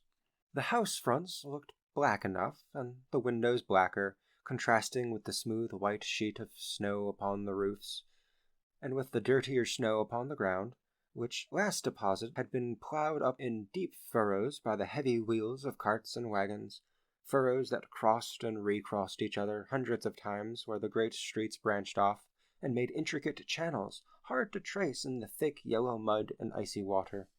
The sky was gloomy, and the shortest streets were choked with the dingy mist, half-thawed, half-frozen, whose heavier particles descended in the shower of city atoms, as if all the chimneys in Great Britain had, by one consent, caught fire, and were blazing away to their dear heart's content. There was nothing very cheerful in the climate of the town, and yet was there an air of cheerfulness abroad in the clearest summer air and brightest summer sun might have endeavored to diffuse in vain. For the people who were shoveling away on the housetops were jovial and full of glee, calling out to one another from the parapets, and now and then exchanging a facetious snowball, better-natured missile far than many a wordy jest, laughing heartily if they went right, or not less heartily if it went wrong. The poulterers' shops were still half open, and the fruiters were radiant in their glory. There were great, round, pot-bellied baskets of chestnuts, shaped like the waistcoats of jolly old gentlemen, lolling in the stores and tumbling out into the street, if their apoplectic opulence. There were ruddy, brown-faced, broad-girthed Spanish onions, shining in the fatness of their growth like Spanish friars, and winking from their shelves in wanton slyness at the girls as they went by, and glanced demurely at the hung-up mistletoe. There were pears and apples, clustered high in blooming pyramids. There were bunches of grapes made in the shopkeeper's benevolence to dangle from the conspicuous hooks, that people's mouths might water gratis as they passed.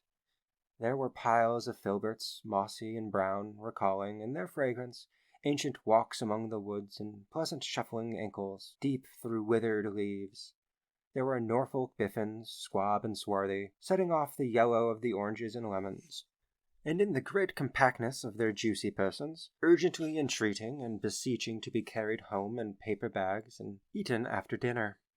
The very gold and silver fish set forth among these choice fruits in a bowl, though members of a dull and stagnant-blooded race, appeared to know that there was something going on, and, to a fish, went gasping round and round their little world in slow and passionate excitement.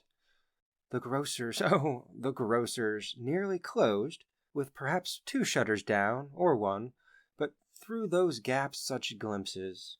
It was not alone that the scales descending on the counter made a merry sound, or that the twine and roller parted company so briskly, or that the canisters were rattled up and down like juggling tricks, or even that the blended scents of tea and coffee were so grateful to the nose, or even that the raisins were so plenty and rare, the almonds so extremely white, the sticks of cinnamon so long and straight, the other spices so delicious, the candied fruits so caked and spotted with molten sugar as to make the coldest lookers-on feel faint and subsequently bilious. Nor was it that the figs were moist and pulpy, or that the French plums blushed in modest tartness for their highly decorated boxes, or that everything was good to eat and it was Christmas dress, but the customers were all so hurried and so eager in their hopeful promise of the day that they tumbled up against each other at the door, crashing their wicker baskets wildly, and left their purchases upon the counter, and came running back to fetch them, and committed hundreds of the like mistakes in the best humor possible, while the grocer and his people were so frank and fresh that the polished hearts which they fastened their aprons behind might have been their own, worn outside for generous inspection, and for Christmas daws to peck at if they chose. But soon the steeples called good people all to church and chapel, and away they came, flocking through the streets in their best clothes and with their gayest faces. And at the same time, there emerged from scores of by-streeters, lanes, and nameless turnings, innumerable people, carrying their dinners to the bakers' shops. The sight of these poor revellers appeared to interest the spirit very much, for he stood with Scrooge beside him in a baker's doorway, and taking off the covers as their bearers passed, sprinkled incense on their dinners from his torch. And it was a very uncommon kind of torch, for once or twice when there were angry words between some dinner carriers, who had jostled each other, he shed a few drops of water on them from it, and their good humor was restored directly, for they said it was a shame to quarrel on Christmas Day, and so it was. God love it, so it was.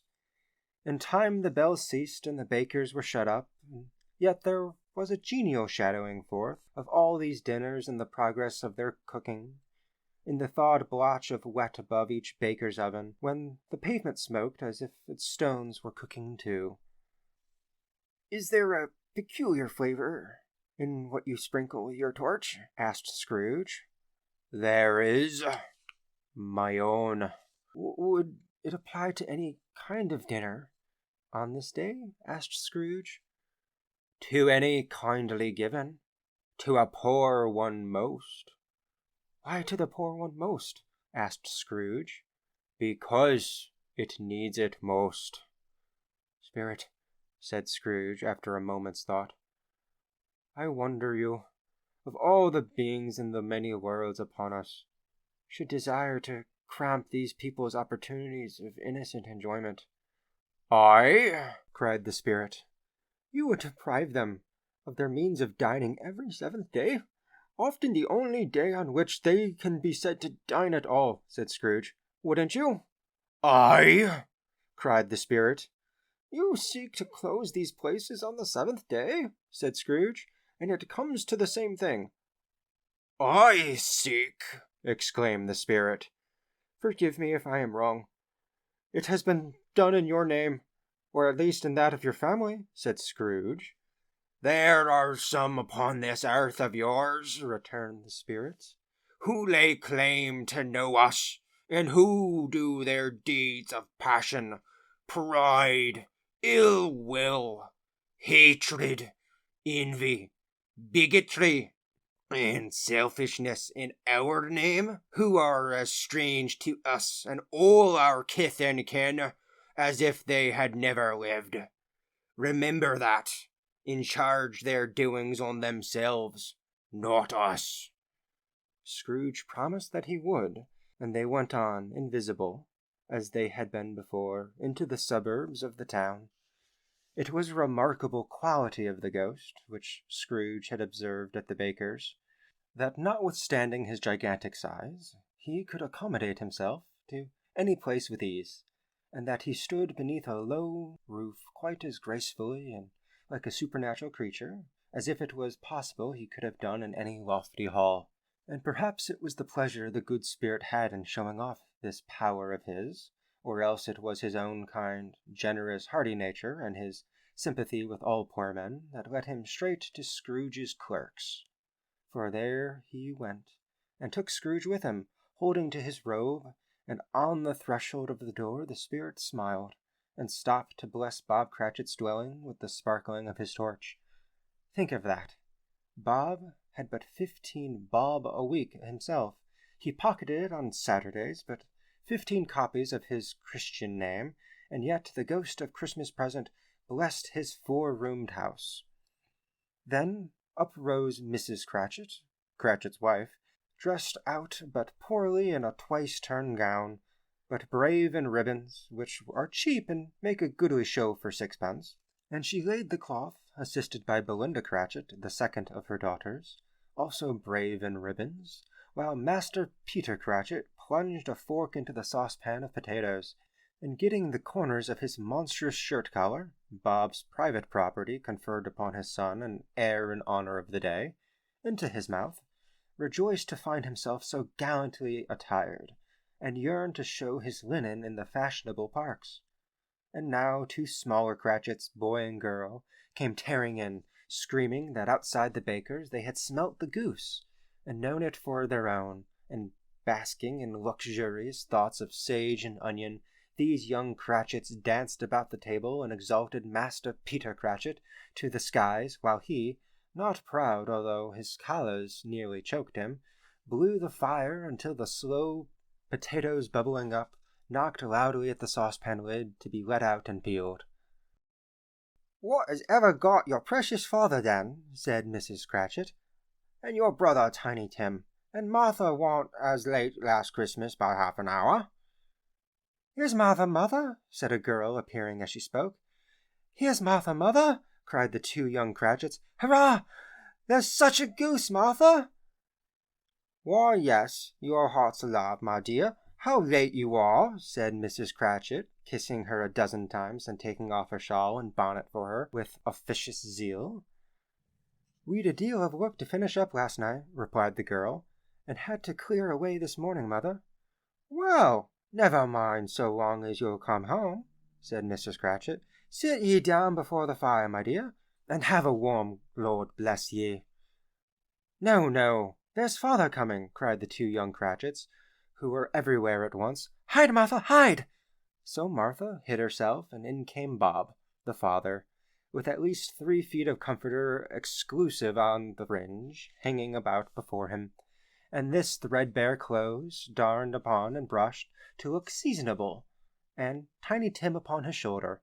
Alas for Tiny Tim, he bore a little crutch, and had his limbs supported by an iron frame.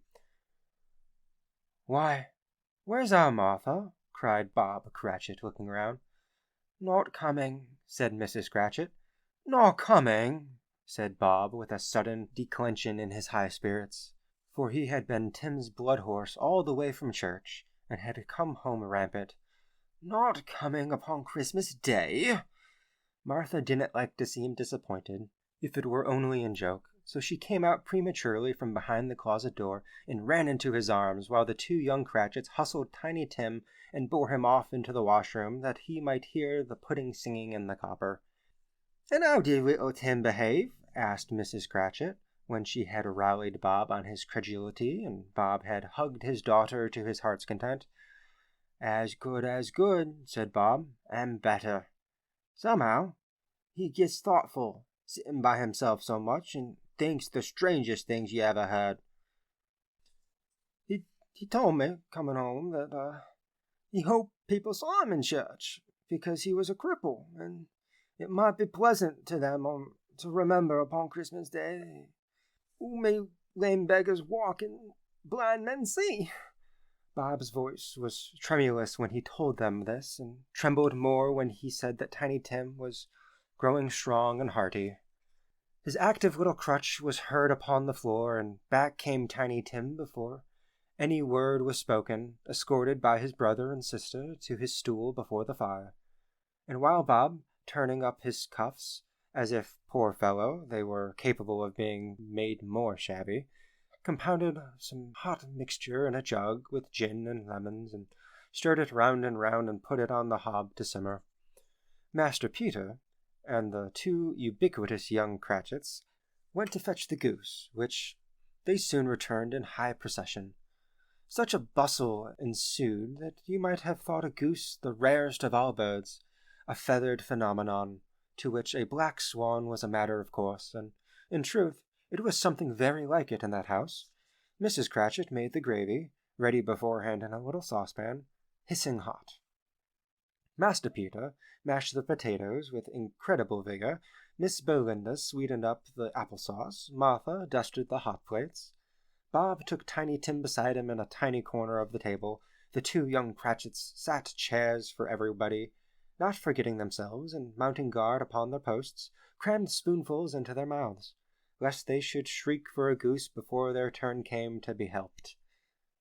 At last the dishes were set on, and grace was said. It was succeeded by a breathless pause as Mrs. Cratchit, looking slowly all along the carving knife, prepared to plunge it in the breast.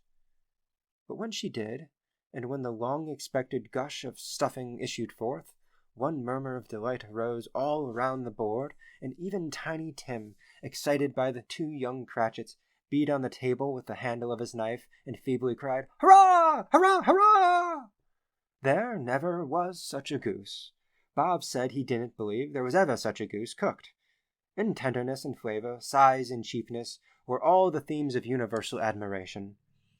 Eked out by applesauce and mashed potatoes, it was a sufficient dinner for the whole family. Indeed, as Mrs. Cratchit said with a great delight, surveying one small atom of a bone upon the dish, they hadn't ate it all at last.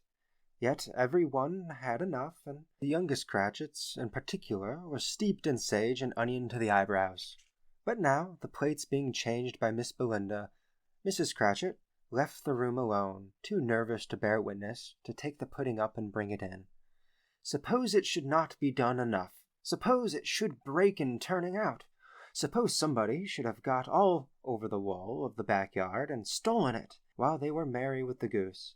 a supposition at which the two young Cratchits became livid. All sorts of horrors were supposed.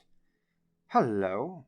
A great deal of steam. The pudding was out of the copper, a smell like a washing day. That was the cloth. A smell like an eating house, and a pastry cook's next door to each other, with a laundress's next door to that.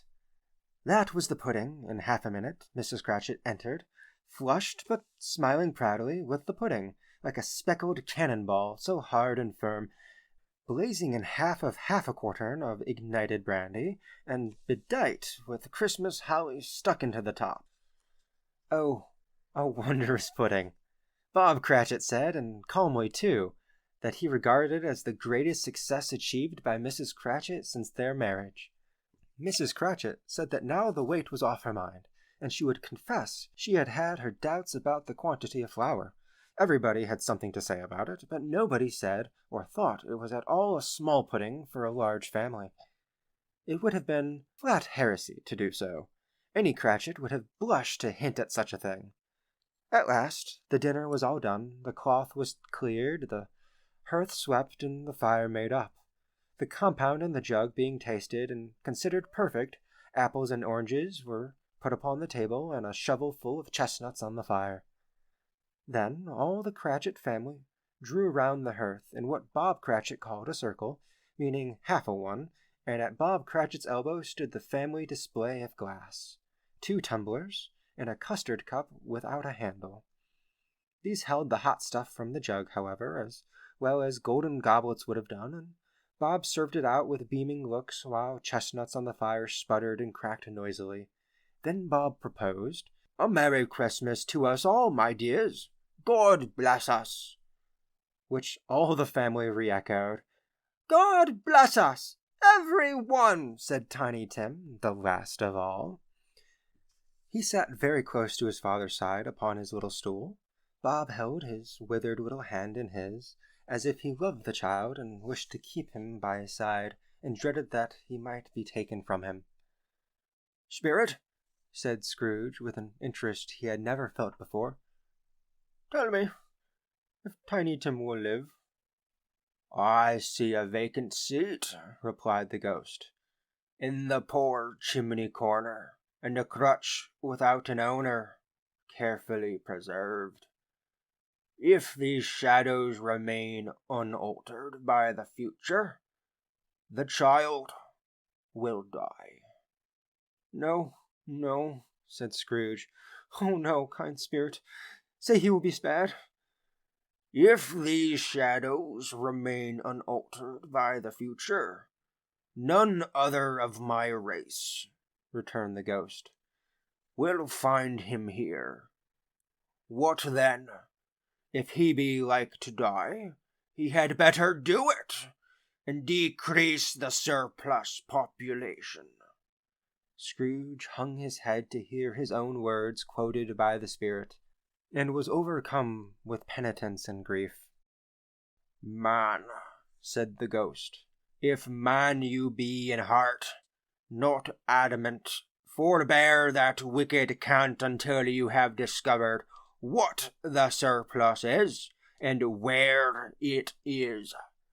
Will you decide what men shall live, what men shall die? It may be that in the sight of heaven you are more worthless and less fit to live than millions like this poor man's child. Oh God, to hear the insect on the leaf pronouncing on too much life among his hungry brothers in the dust." Scrooge bent before the ghost's rebuke, and trembling cast his eyes upon the ground. But he raised them speedily on hearing his own name. "Mr. Scrooge," said Bob. "I'll give you Mr. Scrooge, the founder of our feast."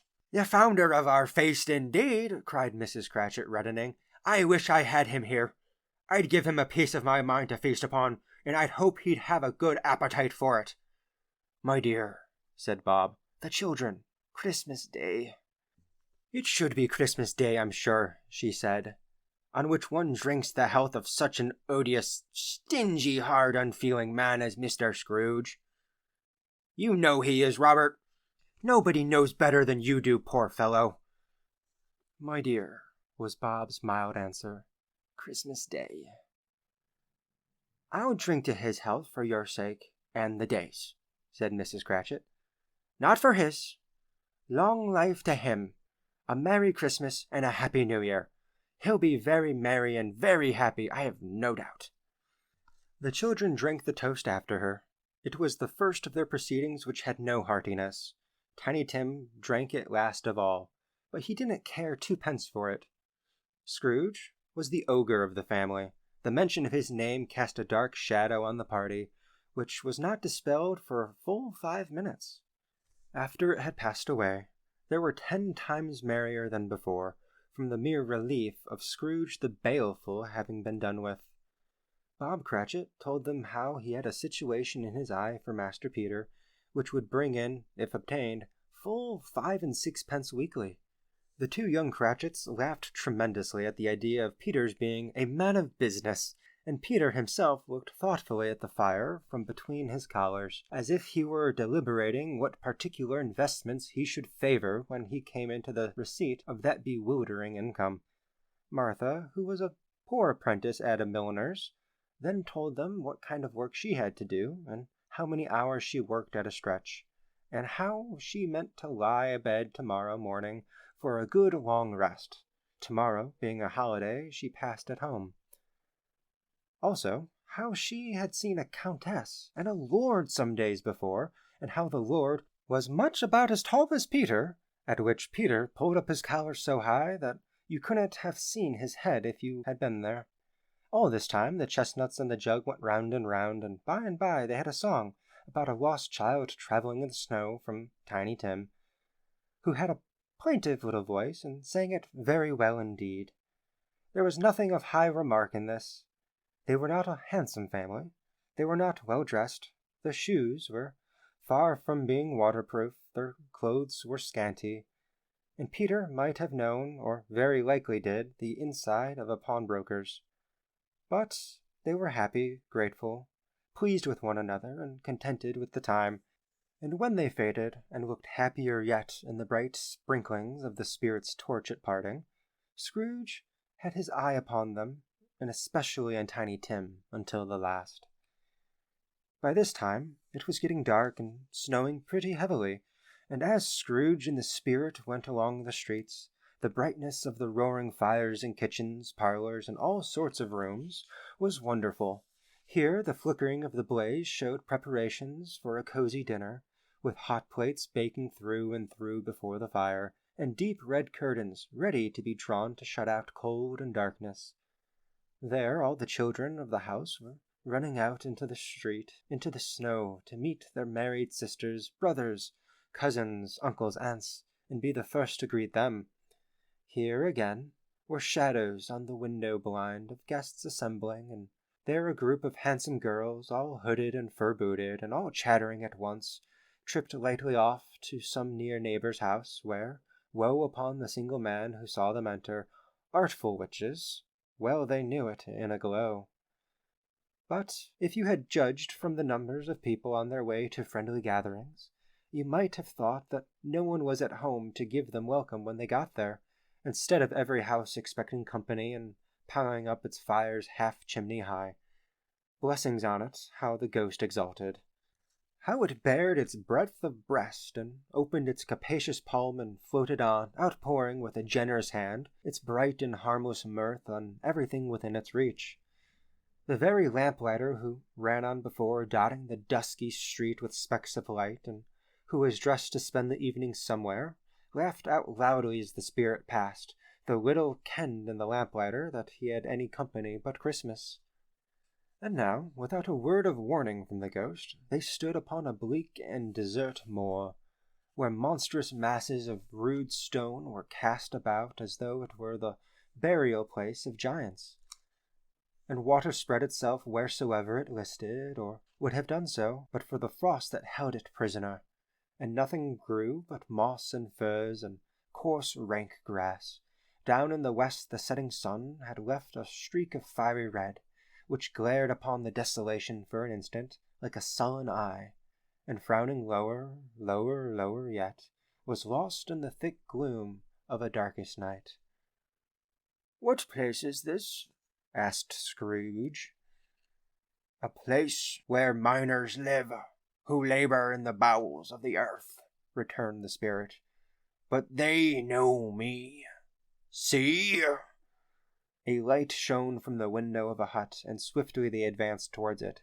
Passing through the wall of mud and stone, they found a cheerful company assembled around a glowing fire. An old man and woman with their children and their children's children, and another generation beyond that, all decked out gaily in their holiday attire.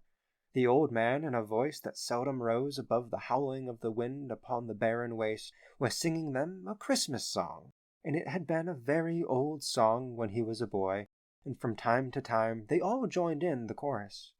So surely, as they raised their voices, the old man got quite blithe and loud, and so surely as they stopped, his vigor sank again. The spirit did not tarry here, but bade Scrooge hold his robe, and passing on above the moor, sped whither? Not to sea. To sea. To Scrooge's horror, looking back, he saw the last of the land, a frightful range of rocks behind them. His ears were deafened by the thundering of water as it rolled and roared and raged among the dreadful caverns it had worn, and fiercely tried to undermine the earth. Built upon a dismal reef of sunken rocks, some league or so far from shore, on which the waters chafed and dashed the wild year through, there stood a solitary lighthouse. Great heaps of seaweed clung to its base, and storm birds, born of the wind, one might suppose, as seaweed of the water, rose and fell about it like the wave they skimmed. But even here, 2 men who watched the light had made a fire, that through the loophole in the thick stone wall shed out a ray of brightness on the awful sea. Joining their horny hands over the rough table at which they sat, they wished each other Merry Christmas in their can of grog, and one of them, the elder, too, with his face all damaged and scarred with hard weather, as the figurehead of an old ship might be, struck up a sturdy song that had like a gale in itself. Again the ghost sped on, above the black and heaving sea, on and on, until, being far away, as he told Scrooge, far from any shore, they lighted on a ship. They stood beside the helmsman at the wheel, the lookout in the bow, the officers who had the watch, dark ghostly figures in their several stations, but every man among them hummed a Christmas tune, or had a Christmas thought, or spoke below his breath to his companion of some bygone Christmas day, with homeward hopes belonging to it. Every man on board, waking or sleeping, good or bad, had had a kinder word for another on that day than any other in the year, and had shared to some extent in its festivities, and had remembered those he cared for at a distance, and had known that they were delighted to remember him. It was a great surprise to Scrooge, while listening to the moaning of the wind, and thinking what a solemn thing it was to move on through the lonely darkness over an unknown abyss, whose depths were secrets as profound as death. It was a great surprise to Scrooge, while thus engaged, to hear a hearty laugh. It was a much greater surprise to Scrooge to recognize it as his own nephew's, and to find himself in a bright, dry, gleaming room with the spirit standing smiling by his side, and looking at the same nephew with a approving affability. "Ha ha ha!" laughed Scrooge's nephew. "Ha ha ha ha!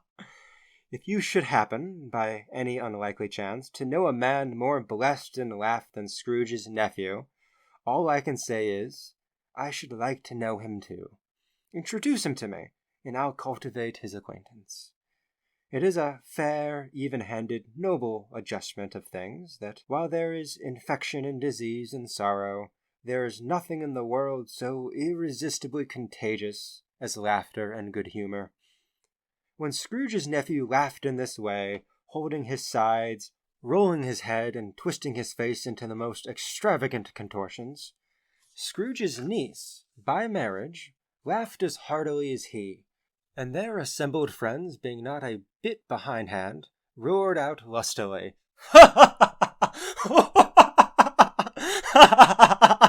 He said Christmas was a humbug, as I live, cried Scrooge's nephew.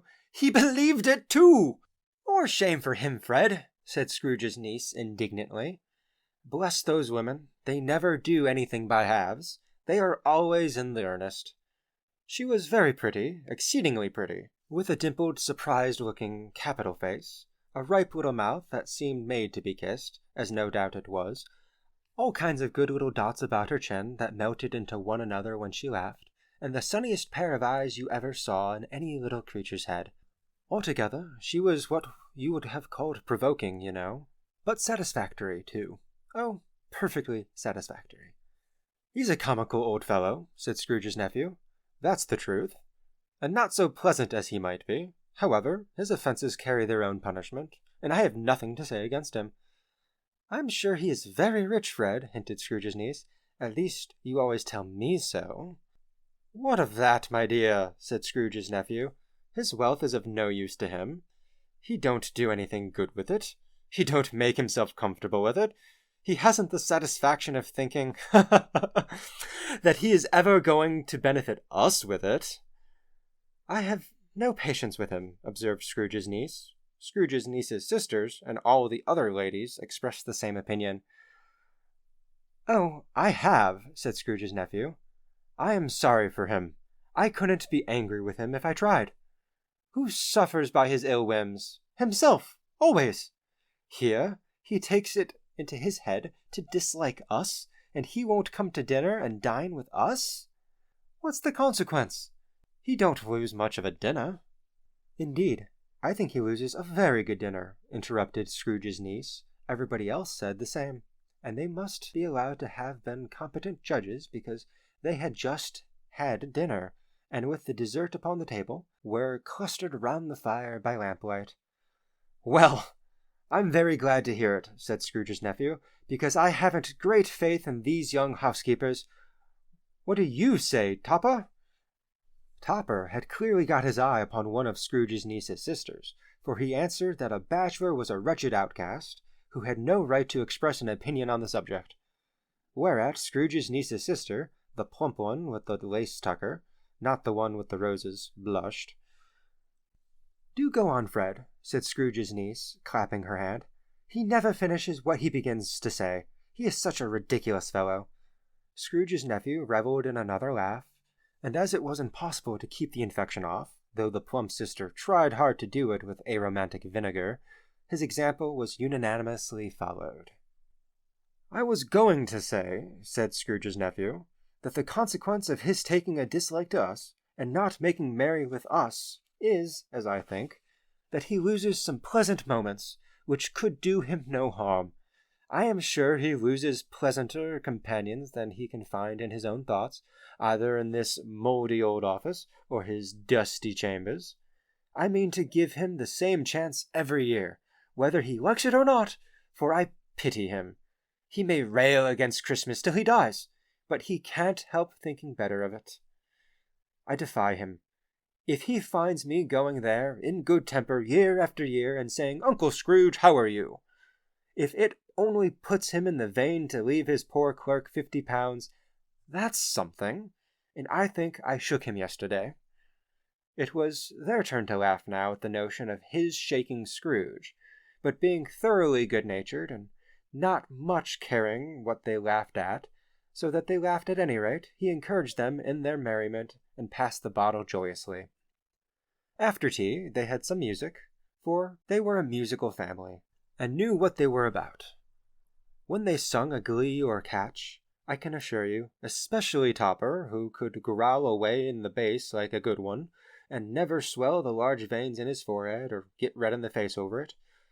Scrooge's niece played well upon the harp, and played among other tunes a simple little air, a mere nothing, you might learn to whistle in 2 minutes, which had been familiar to the child who fetched Scrooge from the boarding-school, as he had been reminded by the ghost of Christmas past.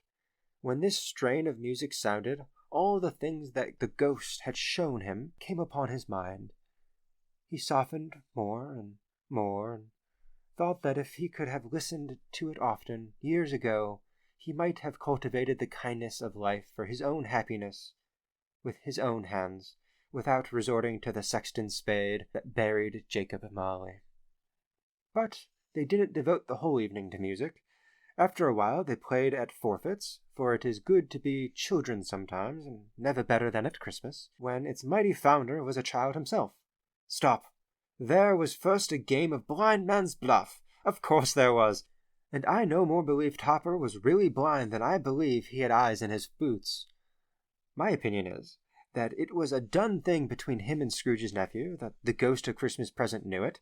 The way he went about after that plump sister in the lace-tucker was an outrage at the credulity of human nature.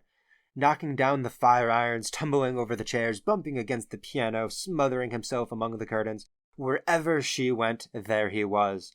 He always knew where the plump sister was. He wouldn't catch anybody else. If you had fallen up against him, as some of them did, on purpose, he would have made a feint at endeavoring to seize you, which he would have had an affront to you understanding, and would instantly have sidled off in the direction of the plump sister. She often cried out that it wasn't fair, and it really was not. But when at last he caught her, when, in spite of all her silken rustlings and her rapid flutterings past him, he got her into a corner whence there was no escape. Then his conduct was the most execrable. For his pretending not to know her, his pretending that it was necessary to touch her headdress, and further to assure himself of her identity by pressing a certain ring upon her finger and a certain chain upon her neck, was vile, monstrous. No doubt she told him her opinion of it, when another blind man being in office, they were so very confidential together behind the curtains. Scrooge's niece was not one of the blind man's bluff party, but was made comfortable with a large chair and a footstool in a snug corner, where the ghost and Scrooge were close behind her. But she joined in the forfeits and loved admiration with all the letters of the alphabet. Likewise, at the game of how, when, and where, she was very great, and to the secret joy of Scrooge's nephew, beat her sisters hollow. Though they were sharp girls too, as Topper could have told you.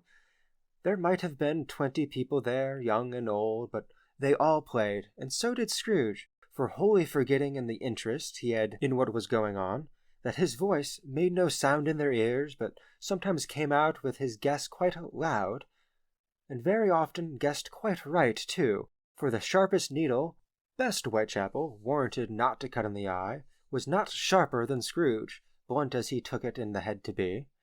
The ghost was greatly pleased to find him in this mood, and looked upon him in such favor, that he begged like a boy to be allowed to stay until the guests departed. But this, the spirit said, could not be done. "Here's a new game," said Scrooge. "1 half-hour, spirit, only one." It was a game called Yes and No, where Scrooge's nephew had to think of something, and the rest must find out what.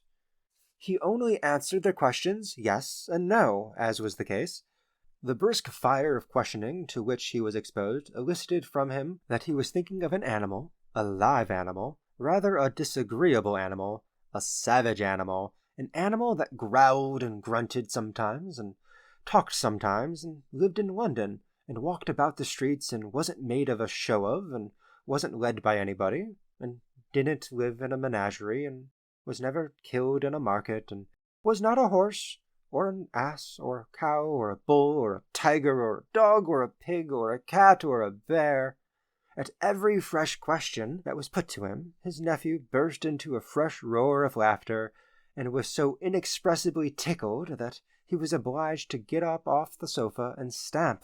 At last the plump sister, falling into a similar state, cried out, "I have found it! I know what it is, Fred! I know what it is!" "What is it, then?" cried Fred. "It's your Uncle Scrooge!" Which it certainly was. Admiration was the universal sentiment, though some objected that the reply to "Is it a bear?" ought to have been yes, inasmuch as an answer in the negative was sufficient to have diverted their thoughts from Mr. Scrooge, supposing they had ever had a tendency that way. "He has given us plenty of merriment, I am sure," said Fred, "and it would be ungrateful not to drink to his health. Here is a glass of mulled wine ready to our hand at the moment, and I say, Uncle Scrooge!" "Well, "Uncle Scrooge!" they cried. "A Merry Christmas and a Happy New Year to the old man, whatever he is," said Scrooge's nephew. "He wouldn't take it from me, but he may have it nevertheless. Uncle Scrooge!" Uncle Scrooge had imperceptibly become so gay and light of heart that he would have pledged the unconscious company in return, and thanked them in an inaudible speech, if the ghost had given him time. But the whole scene passed off in the breath of the last word spoken by his nephew, and he and the spirit were again upon their travels. Much they saw, and far they went. Many homes they visited, and always with a happy end.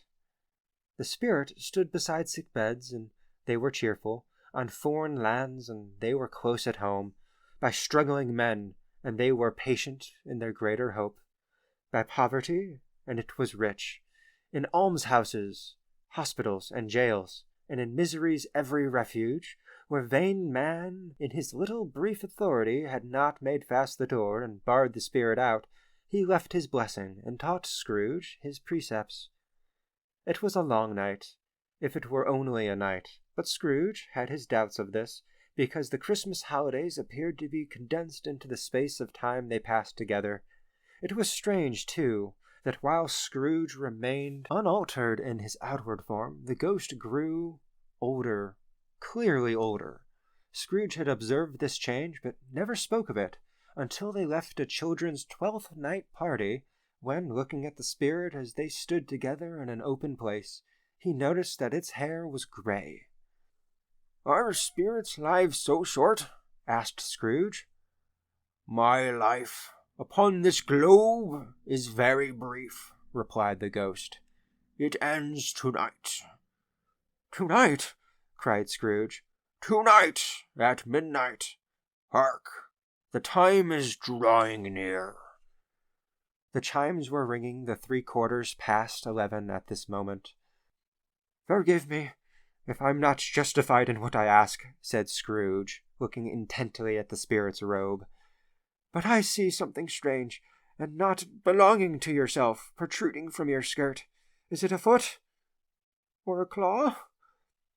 "It might be a claw, for the flesh there is upon it," was the spirit's sorrowful reply. "Look here." From the foldings of its robes it brought 2 children, wretched, abject, frightful, hideous, miserable. They knelt down at its feet and clung upon the outside of its garment. "Oh, man! Look here! Look down here!" exclaimed the ghost. They were a boy and a girl, yellow, meager, ragged, scowling, wolfish, but prostrate, too, in their humility, where graceful youth should have filled their features out and touched them with its freshest tints. A stale and shriveled hand, like that of age, had pinched and twisted them, pulled them into shreds. Where angels might have sat enthroned, devils lurked and glared out menacingly. No change, no degradation, no perversion of humanity in any grade through all of the mysteries of a wondrous creation has monsters half so horrible and dread. Scrooge started back, appalled. Having them shown to him in this way, he tried to say they were fine children, but the words choked themselves rather than be parties to a lie of such enormous magnitude. "Spirit, are they yours?" Scrooge could say no more. "They are man's," said the spirit, looking down upon them, "and they cling to me, appealing for their fathers. This boy is ignorance, and this girl is want. Beware them both, and all of their degree. But most of all beware this boy, for on his brow I see that written which is doom, unless the writing be erased." "Deny it!" cried the spirit, stretching out its hand towards the city. "Slander those who tell ye. Admit for your factious purposes, and make it worse, and bide the end." "Have they no refuge or resource?" cried Scrooge. "Are there no prisons?" said the spirit, turning on him for the last time with his own words. Are there no workhouses? The bell struck 12. Scrooge looked about him for the ghost, and saw it not.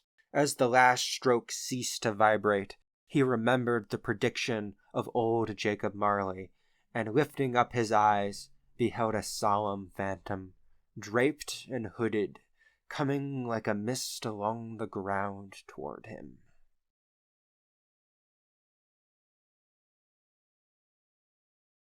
Stave the Fourth, the last of the spirits.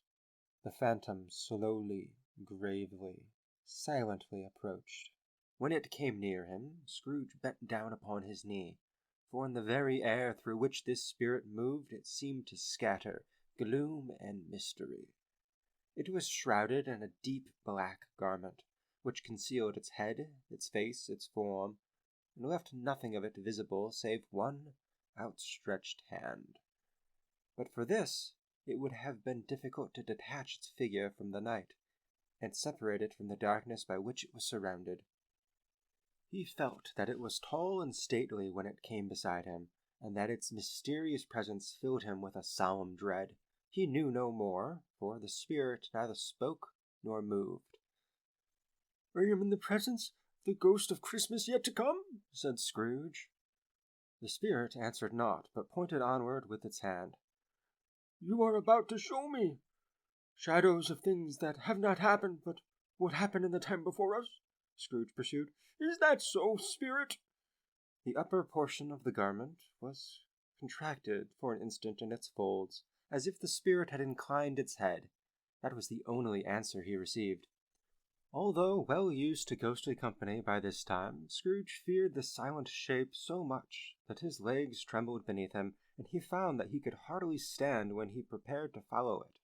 The spirit paused a moment, as observing his condition and giving him time to recover. But Scrooge was all the worse for this. It thrilled him with a vague, uncertain horror to know that behind the dusky shroud there were ghostly eyes intently fixed upon him, while he, though he stretched his own to the utmost, could see nothing but a spectral hand and one great heap of black. "Ghost of the future," he exclaimed, "I fear you more than any spectre I have seen. But as I know your purpose is to do me good, and as I hope to live to be another man from what I was, I am prepared to bear your company, and do it with a thankful heart. Will you not speak to me?"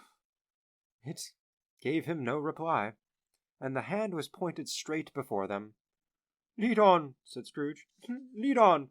The night is waning fast, and it is precious time to me, I know. Lead on, spirit." The phantom moved away as it had come towards him.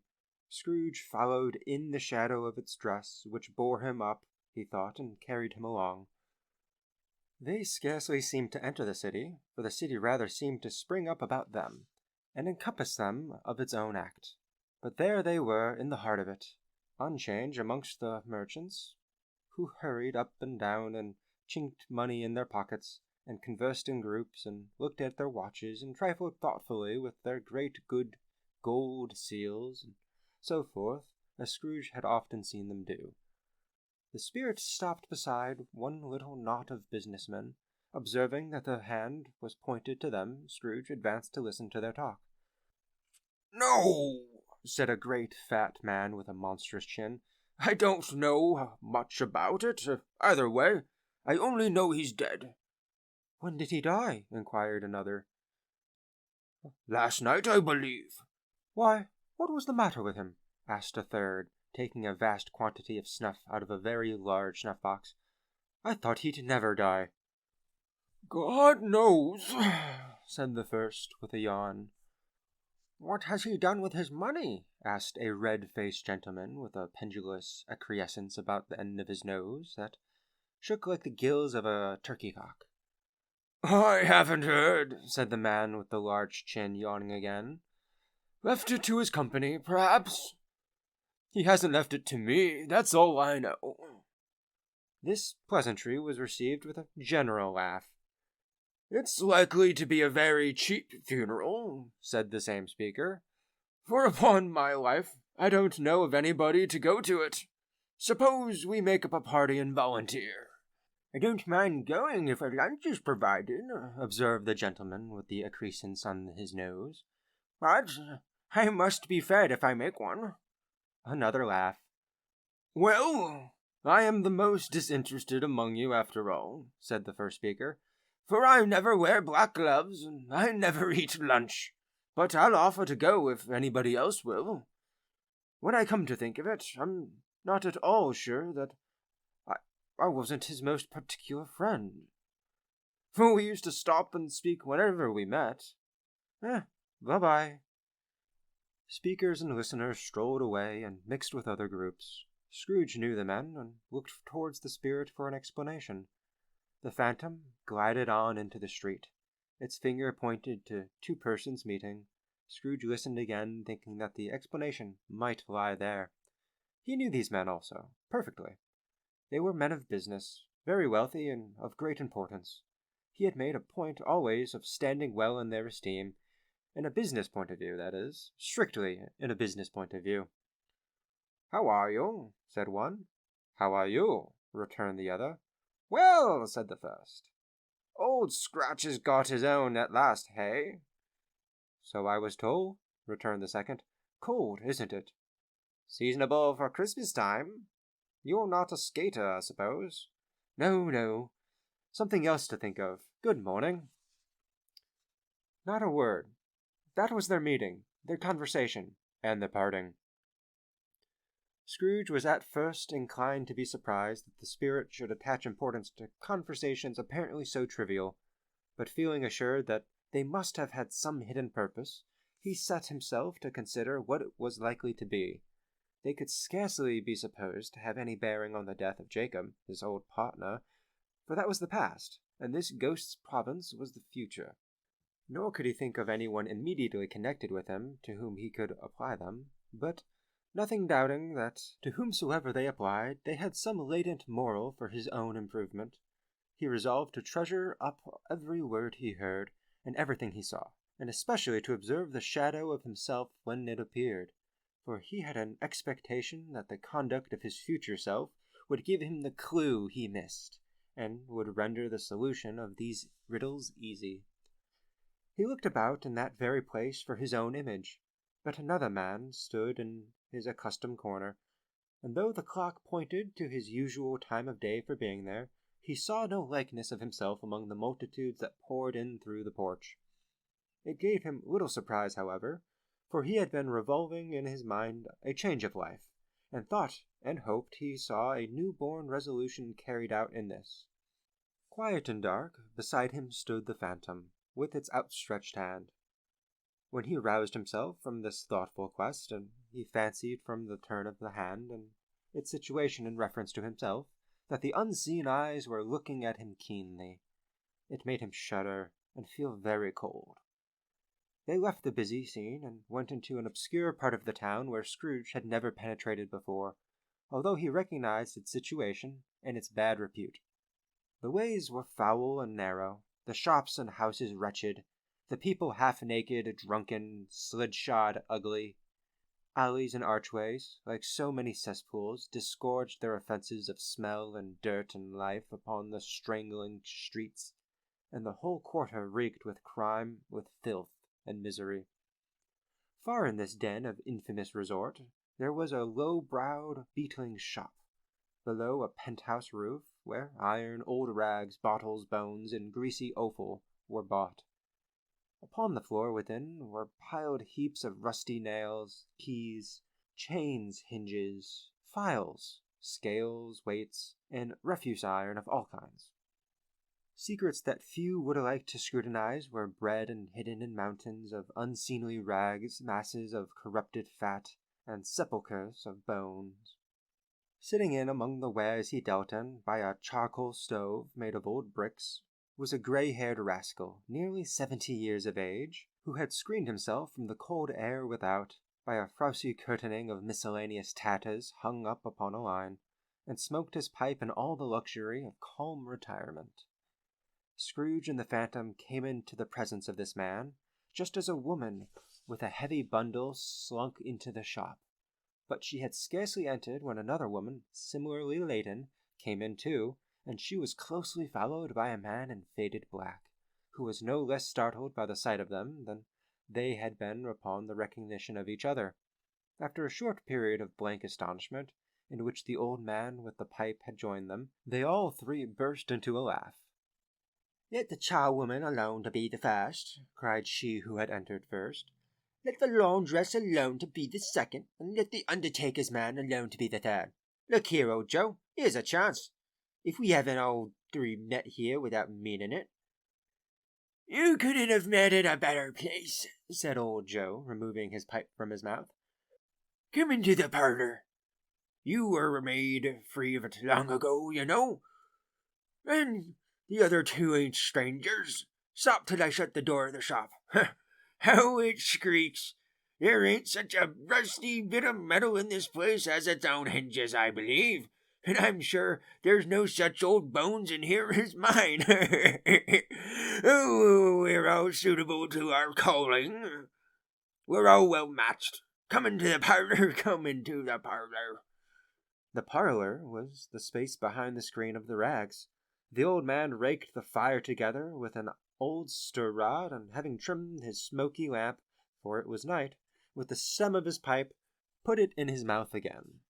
While he did this, the woman who had already spoken threw her bundle on the floor and sat down in a flaunting manner on a stool, crossing her elbows on her knees and looking with a bold defiance at the other two.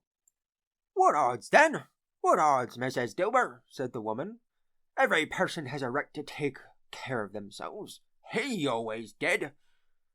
"That's true, indeed," said the laundress. "No man more so." "Why, then, don't stand staring as if was afraid, woman. Who's the wiser? We're not going to pick holes in each other's coats, I suppose." "No, indeed," said Mrs. Dilber and the man together. "We should hope not." "Very well, then," said the woman. "That's enough. Who's the worse for the loss of a few things like these? Not a dead man, I suppose." "No, indeed," said Mrs. Dilber, laughing. "If he wanted to keep him after he was dead, a wicked old screw," pursued the woman, "why wasn't he natural in his lifetime? If he had been, he'd have had somebody to look after him when he was struck with death, instead of lying gasping out his last there alone by himself." "It is the truest word that's ever been spoke," said Mrs. Dilber. "It's a judgment on him." "I wish it was a little heavier judgment," replied the woman. "And it should have been. You may depend upon it, if I could have laid my hands on anything else. Open that bundle, old Joe, and let me know the value of it. Speak out plain. I'm not afraid to be the first, nor afraid for them to see it. We know pretty well that we were helping ourselves, and before we met here, I believe, it's no sin. Open the bundle, old Joe."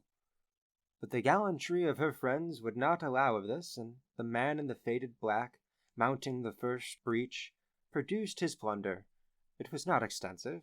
A seal or two, a pencil case, a pair of sleeve buttons, and a brooch of no great value were all.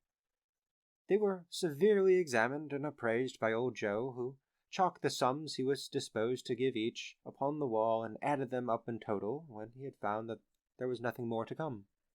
"It's your account," said Joe, "and I wouldn't give another sixpence if I was to be boiled for not doing it. Who's next?" Mrs. Dilber was next. Sheets and towels, a little wearing apparel, 2 old-fashioned silver teaspoons, a pair of sugar tongs, and a few boots.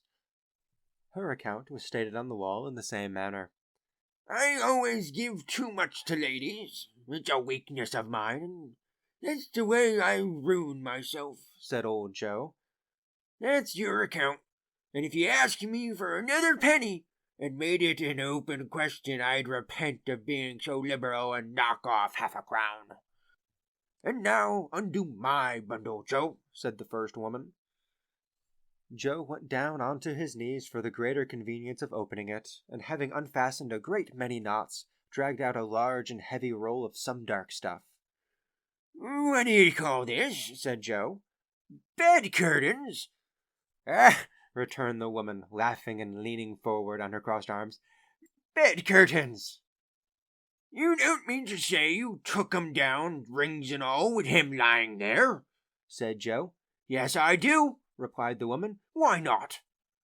You were born to make your fortune, said Joe, and you'll certainly do it. I certainly shan't hold my hand when I can get anything in it by reaching it out for the sake of such a man as he was, I promise you, Joe, returned the woman coolly. Don't drop that oil upon the blankets now. His blankets? Asked Joe. Whose else's do you think? Replied the woman. He isn't likely to take cold without 'em, I dare say.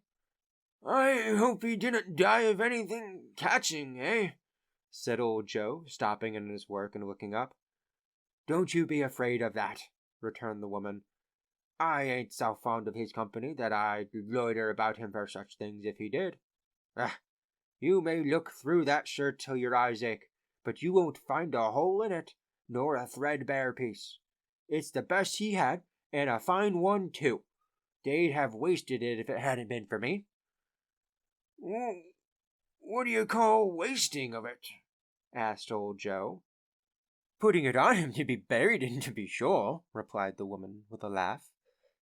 Somebody was fool enough to do it, but I took it off again. If calico ain't good enough for such a purpose, it ain't good enough for anything. It's quite as becoming to the body. He can't look uglier than he did from that one. Scrooge listened to this dialogue in horror, as they sat grouped about their spoil in the scanty light afforded by the old man's lamp. He viewed them with a detestation and disgust, which could hardly have been greater, though they had been obscene demons marketing the corpse itself.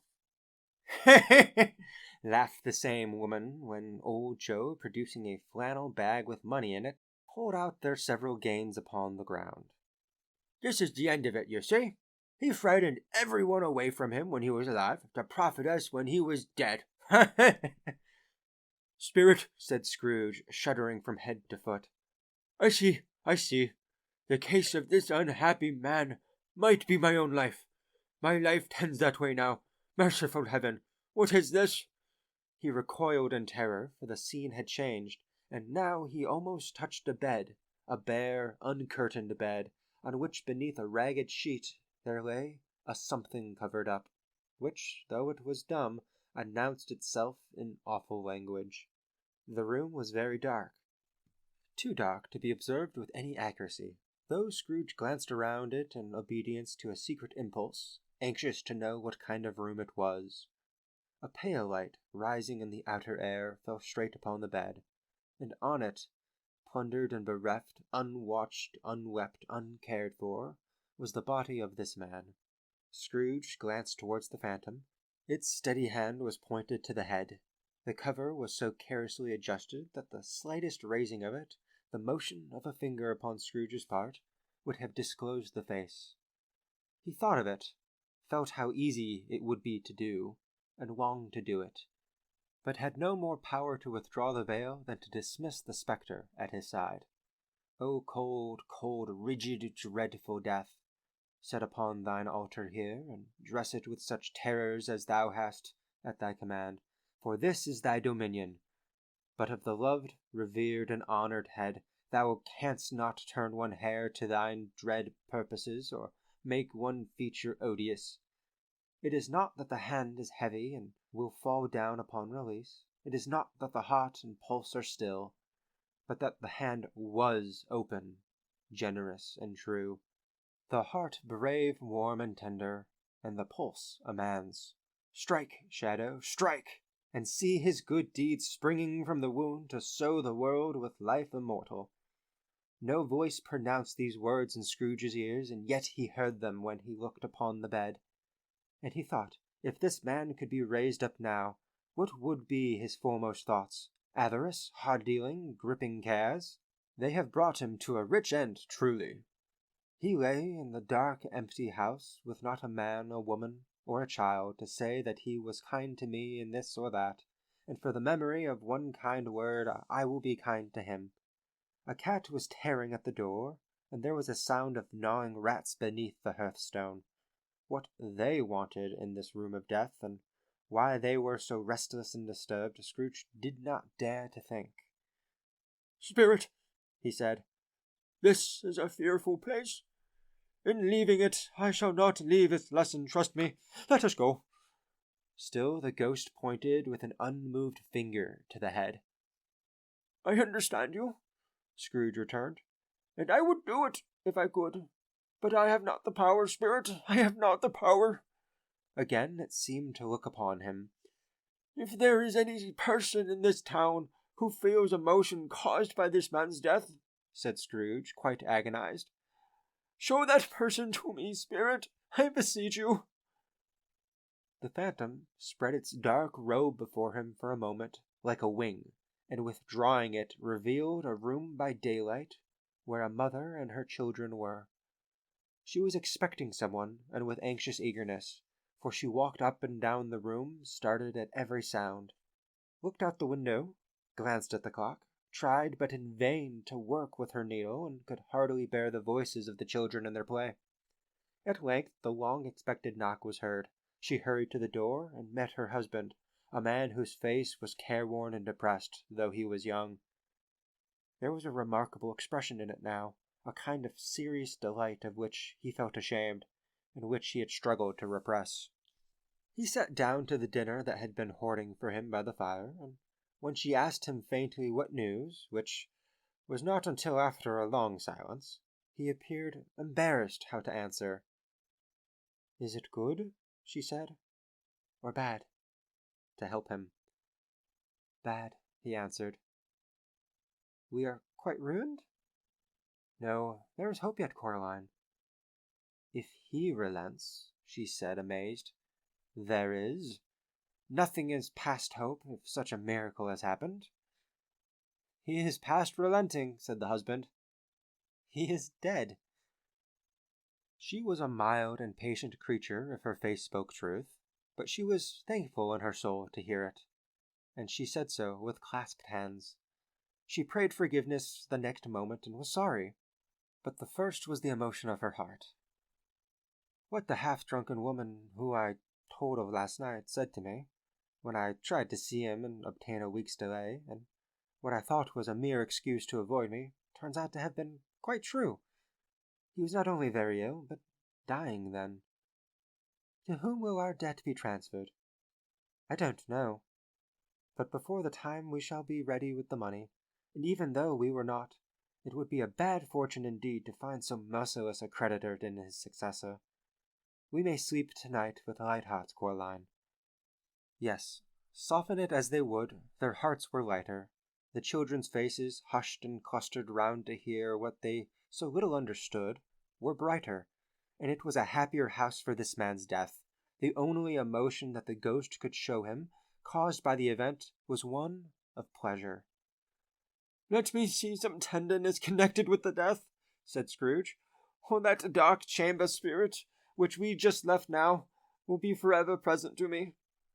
The ghost conducted him through several streets familiar to his feet, and as they went along, Scrooge looked here and there to find himself, but nowhere was he to be seen.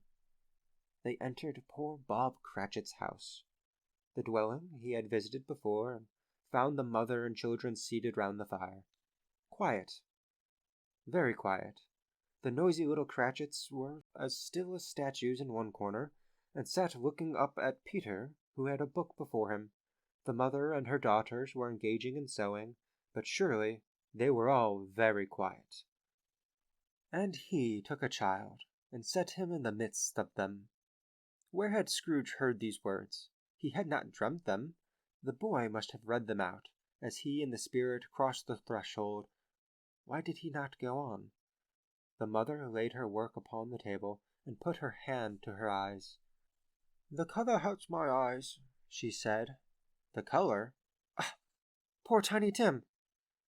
"They're better now again," said Cratchit's wife. "It makes them weak by candlelight, and I wouldn't show weak eyes to your father when he comes home for the world. It must be near his time." "Past it, rather," Peter answered, shutting up his book. "But I think he walked a little slower than he used these past few evenings, Mother." They were very quiet again. At last she said, in a steady, cheerful voice that only faltered once, I have known him to walk with Tiny Tim upon his shoulder, very fast indeed. And so have I, cried Peter. Often. And so have I, exclaimed another. So had all.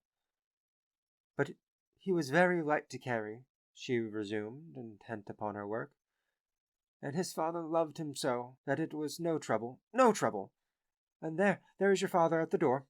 She hurried out to meet him, and little Bob and his comforter, he had need of it, poor fellow, came in.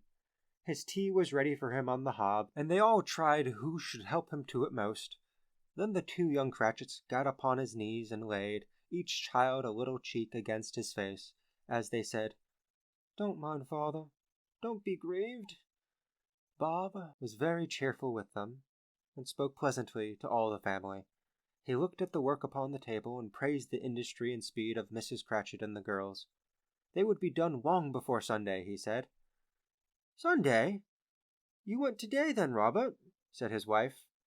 Yes, my dear, returned Bob. I wish you could have gone. It would have done you good to see how green the place is. But you'll see it often.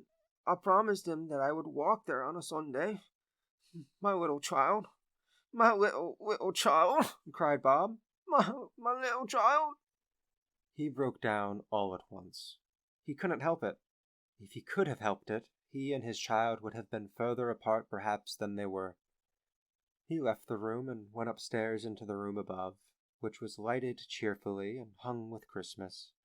There was a chair set close beside the child, and there were signs of someone having been there lately. Poor Bob sat down in it, and when he had thought a little and composed himself, he kissed the little face. He was reconciled to what had happened, and went down again quite happy. They drew about the fire and talked, the girls and mother working still. Bob told them of the extraordinary kindness of Mr. Scrooge's nephew, whom he had scarcely seen but once, and who, meeting him in the street that day, and seeing that he looked just a little bit down, you know, said Bob, inquired what had happened to distress him. On which, said Bob, for he is the pleasantest spoken gentleman I've ever heard, I told him. And I am heartily sorry for it, Mr. Cratchit, he said, and heartily sorry for your good wife.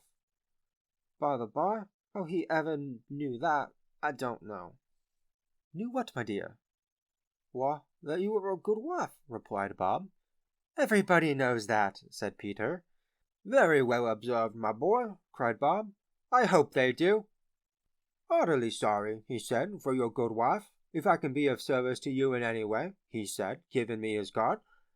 That's where I live. Pray come to me.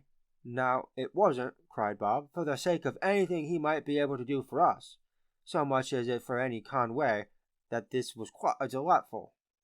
It really seemed as if he had known our Tiny Tim, and he felt with us. I'm sure he's a good soul, said Mrs. Cratchit. You would know to be sure, my dear, returned Bob. If you saw and spoke to him, I shouldn't be at all surprised, mark what I say, if he got Peter a better situation. Only hear that, Peter, said Mrs. Cratchit. And then, cried one of the girls, Peter will be keeping company with someone and setting up for himself. Get along with you, retorted Peter, grinning. It's just as likely as not, said Bob. One of these days, though there's plenty of time for that, my dear. But however and whenever we part from one another, I am sure we shall none of us forget poor Tiny Tim, shall we? Or this first button that was there among us? Never, father, cried they all. And I know, said Bob, I know, my dears, that when we recollect how patient and how mild he was, although he was a little child, we shall not quarrel easily among ourselves and forget poor Tiny Tim in doing it. No, never, father, they all cried again. I am very happy, said little Bob. I am very happy. Mrs. Cratchit kissed him, his daughters kissed him, the 2 young Cratchits kissed him, and Peter and himself shook hands. Spirit of Tiny Tim, thy childish essence was from God. Spectre, said Scrooge, something informs me that our parting moment is at hand. I know it, but I know not how. Tell me, what man that was whom was lying dead. The ghost of Christmas yet to come conveyed him, as before, though at a different time, he thought. Indeed, there seemed no order in these later visions, save that they were in the future, into the resorts of businessmen, but showed him not himself. Indeed, the spirit did not stay for anything, but went straight on as to the end just now desired, until besought by Scrooge to tarry for a moment. "This court," said Scrooge, "through which we hurry now, is where my place of occupation is, and has been for a length of time. I see the house. Let me behold what I shall be in days to come." The spirit stopped. The hand was pointed elsewhere. "The house is yonder," Scrooge exclaimed. "Why do you point away?" The inexorable finger underwent no change. Scrooge hastened to the window of his office and looked in. It was an office still, but not his. The furniture was not the same, and the figure in the chair was not himself. The phantom pointed as before.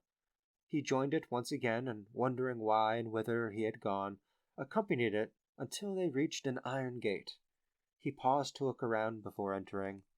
A churchyard. Here, then, the wretched man whose name he had now to learn lay underneath the ground.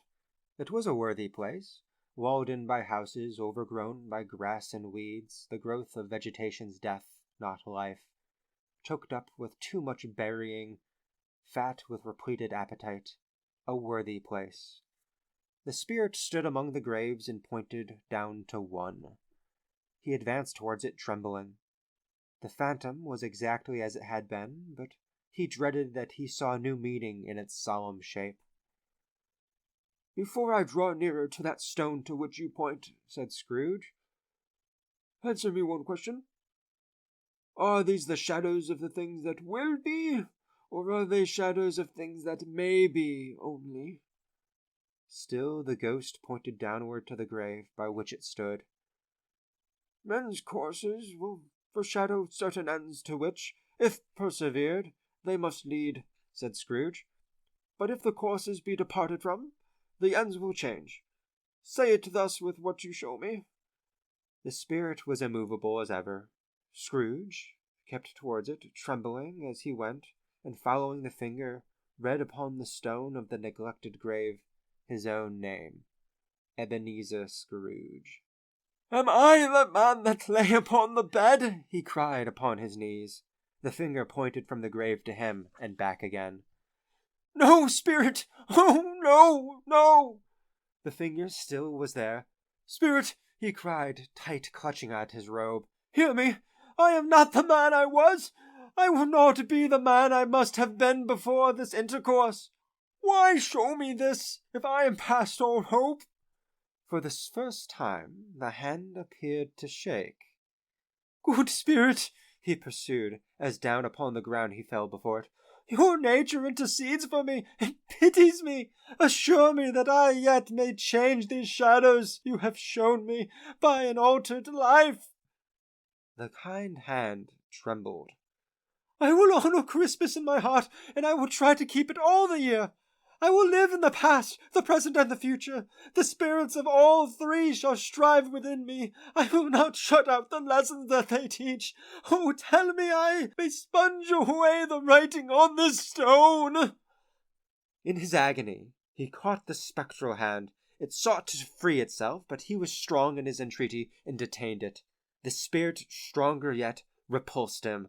Holding up his hands in a last prayer to have his fate reversed, he saw an alteration in the phantom's hood and dress. It shrunk, collapsed, and dwindled down into a bedpost.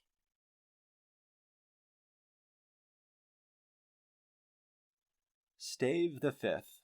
The end of it. Yes, and the bedpost was his own. The bed was his own. The room was his own.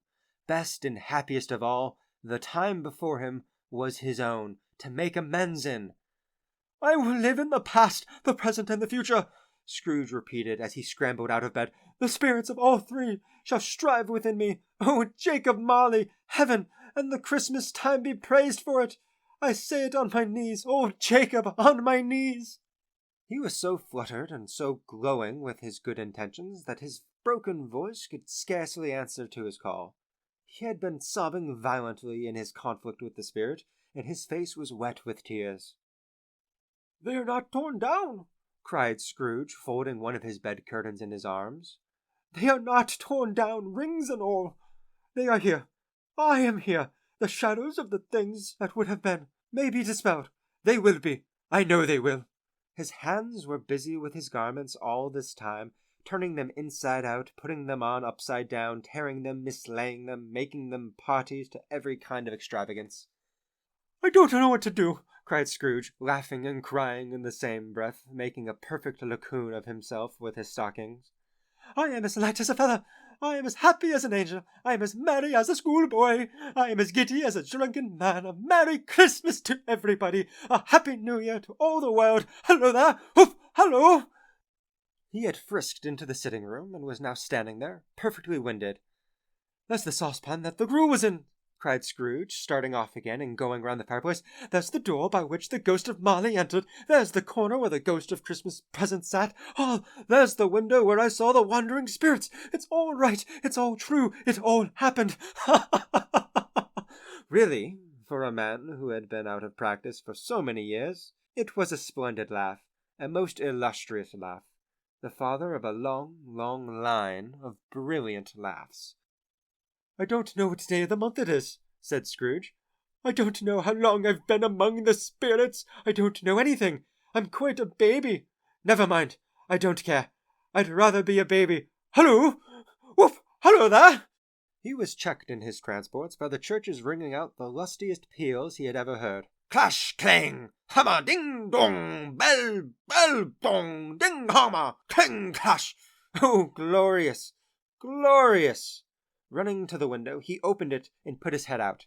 No fog, no mist, clear, bright, jovial stirring, cold, cold, piping for the blood to dance to. Golden sunlight, heavenly skies, sweet, fresh air, merry bells. Oh, glorious, glorious! "What's today?" cried Scrooge, calling down to a boy in Sunday clothes, who perhaps had loitered in to look upon him. "Eh?"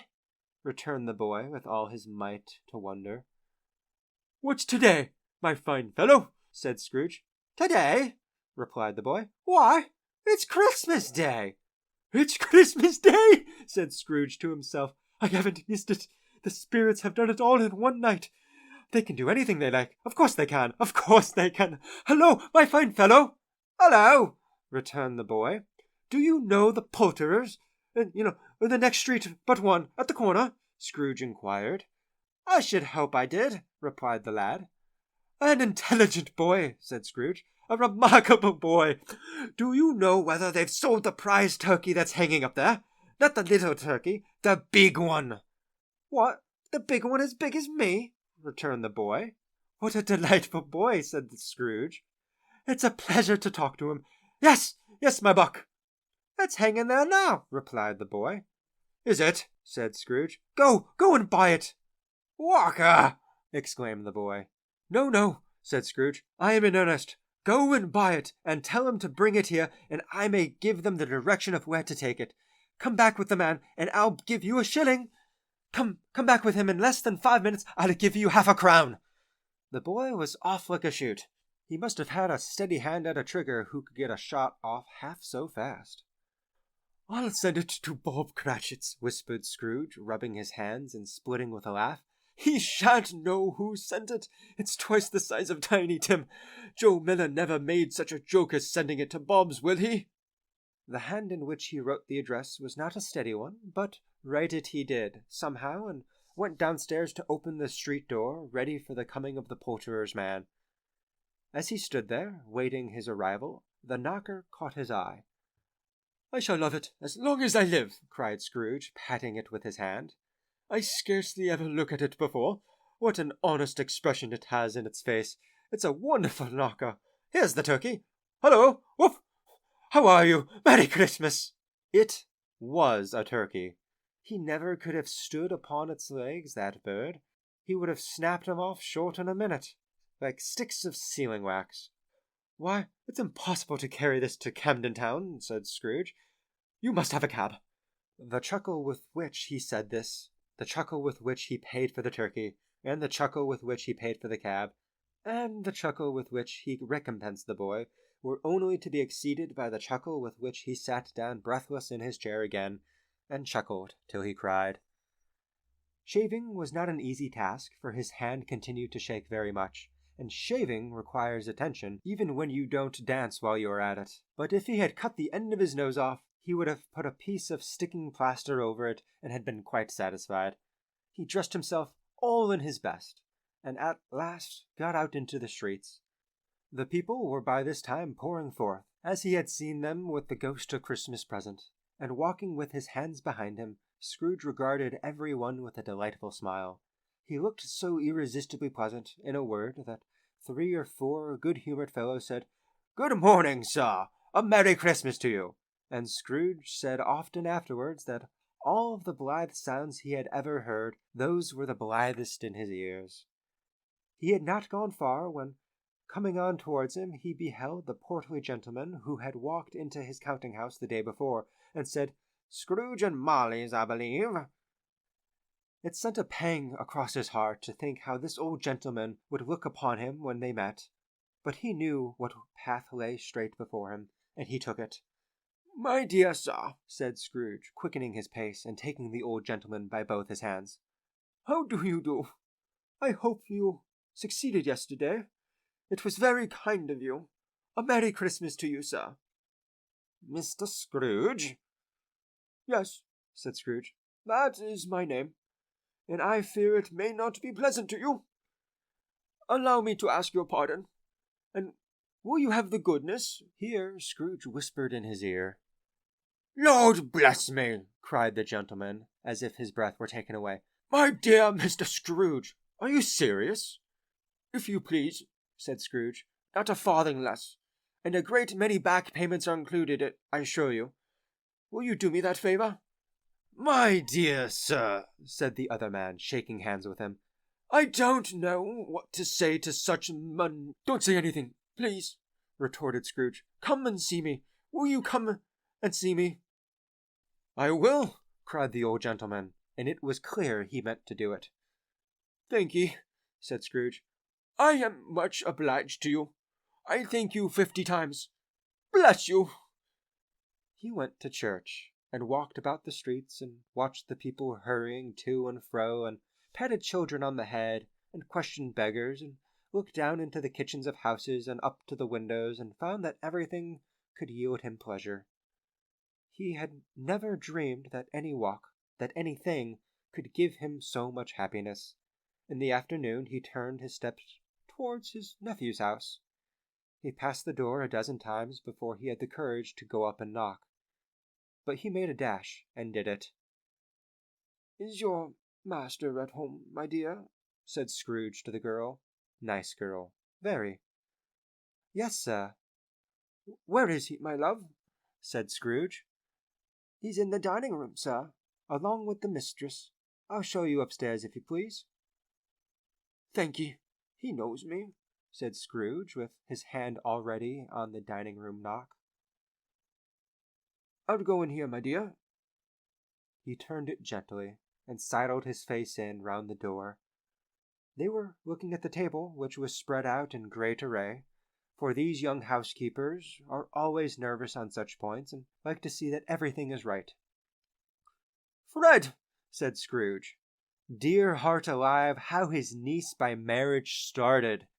Scrooge had forgotten for the moment about her sitting in the corner for the footstool, and he wouldn't have done it by any account. "Why, bless my soul!" cried Fred. "Who's that?" "It's I, your Uncle Scrooge. I have come to dinner. Will you let me in, Fred?" "Let him in? It is a mercy he didn't shake his arm off." He was at home in 5 minutes. Nothing could be heartier. His niece looked just the same. So did Topper when he came, and so did the plump sister when she came. So did everyone when they came. Wonderful party, wonderful games, wonderful unanimity. Wonderful happiness. But he was early at the office next morning. Oh, he was there. If he could only be there first and catch Bob Cratchit coming late. That was the thing he had set his heart upon. And he did it. Yes, he did. The clock struck 9. No Bob. 1/4 past. No Bob. He was full 18 minutes and a half behind his time. Scrooge sat with his door wide open that he might see him come into the tank. His hat was off before he opened the door. His comforter, too. He was on his stool in a jiffy, driving away with his pen as if he was trying to overtake 9 o'clock. "Hello," growled Scrooge in his accustomed voice, as near he could feign it. "What do you mean by coming here this time of day?" "I am very sorry, sir," said Bob. "I am behind my time." "You are?" repeated Scrooge. "Yes, I think you are. Step this way, sir, if you please." "It's only once a year, sir," pleaded Bob, appearing from the tank. "It shall not be repeated. I was making rather merry yesterday, sir." "Now, I'll tell you what, my friend," said Scrooge. "I am not going to stand this sort of thing any longer, and therefore," he continued, leaping from his stool and giving Bob such a dig in the waistcoat that he staggered back into the tank again, "and therefore I am going to raise your salary." Bob trembled and got a little nearer to the ruler. He had a momentary idea of knocking Scrooge down with it, holding him and calling to the people of the court for help and a straight waistcoat. "A Merry Christmas, Bob," said Scrooge with an earnestness that could not be mistaken, as he clapped him on the back. "A Merry Christmas, Bob, my good fellow, than I have given you for many a year. I'll raise your salary and endeavor to assist your struggling family, and we will discuss your affairs this very afternoon over a Christmas bowl of smoking bishop. Bob, make up the fires, and buy another coal scuttle before you dot another I, Mr. Bob Cratchit." Scrooge was better than his word. He did it all, and infinitely more, and to Tiny Tim, who did not die, he was a second father. He became as good a friend, as good a master, and as good a man as the good old city knew, or any other good old city, town, or borough in the good old world. Some people laughed to see the alteration in him, but he let them laugh, and little heeded them, for he was wise enough to know that nothing ever happened on this globe, for good, at which some people did not have their fill of laughter in the outset, and knowing that such as these would be blind anyway, he thought it quite as well that they should wrinkle up their eyes in grins, as have the malady in less attractive forms. His own heart laughed, and that was quite enough for him. He had no further intercourse with spirits, but lived upon the total abstinence principle ever afterwards, and it was always said of him that he knew how to keep Christmas well, if any man alive possessed the knowledge. May that be truly said of us, and all of us, and so, as Tiny Tim observed, God bless us, every one.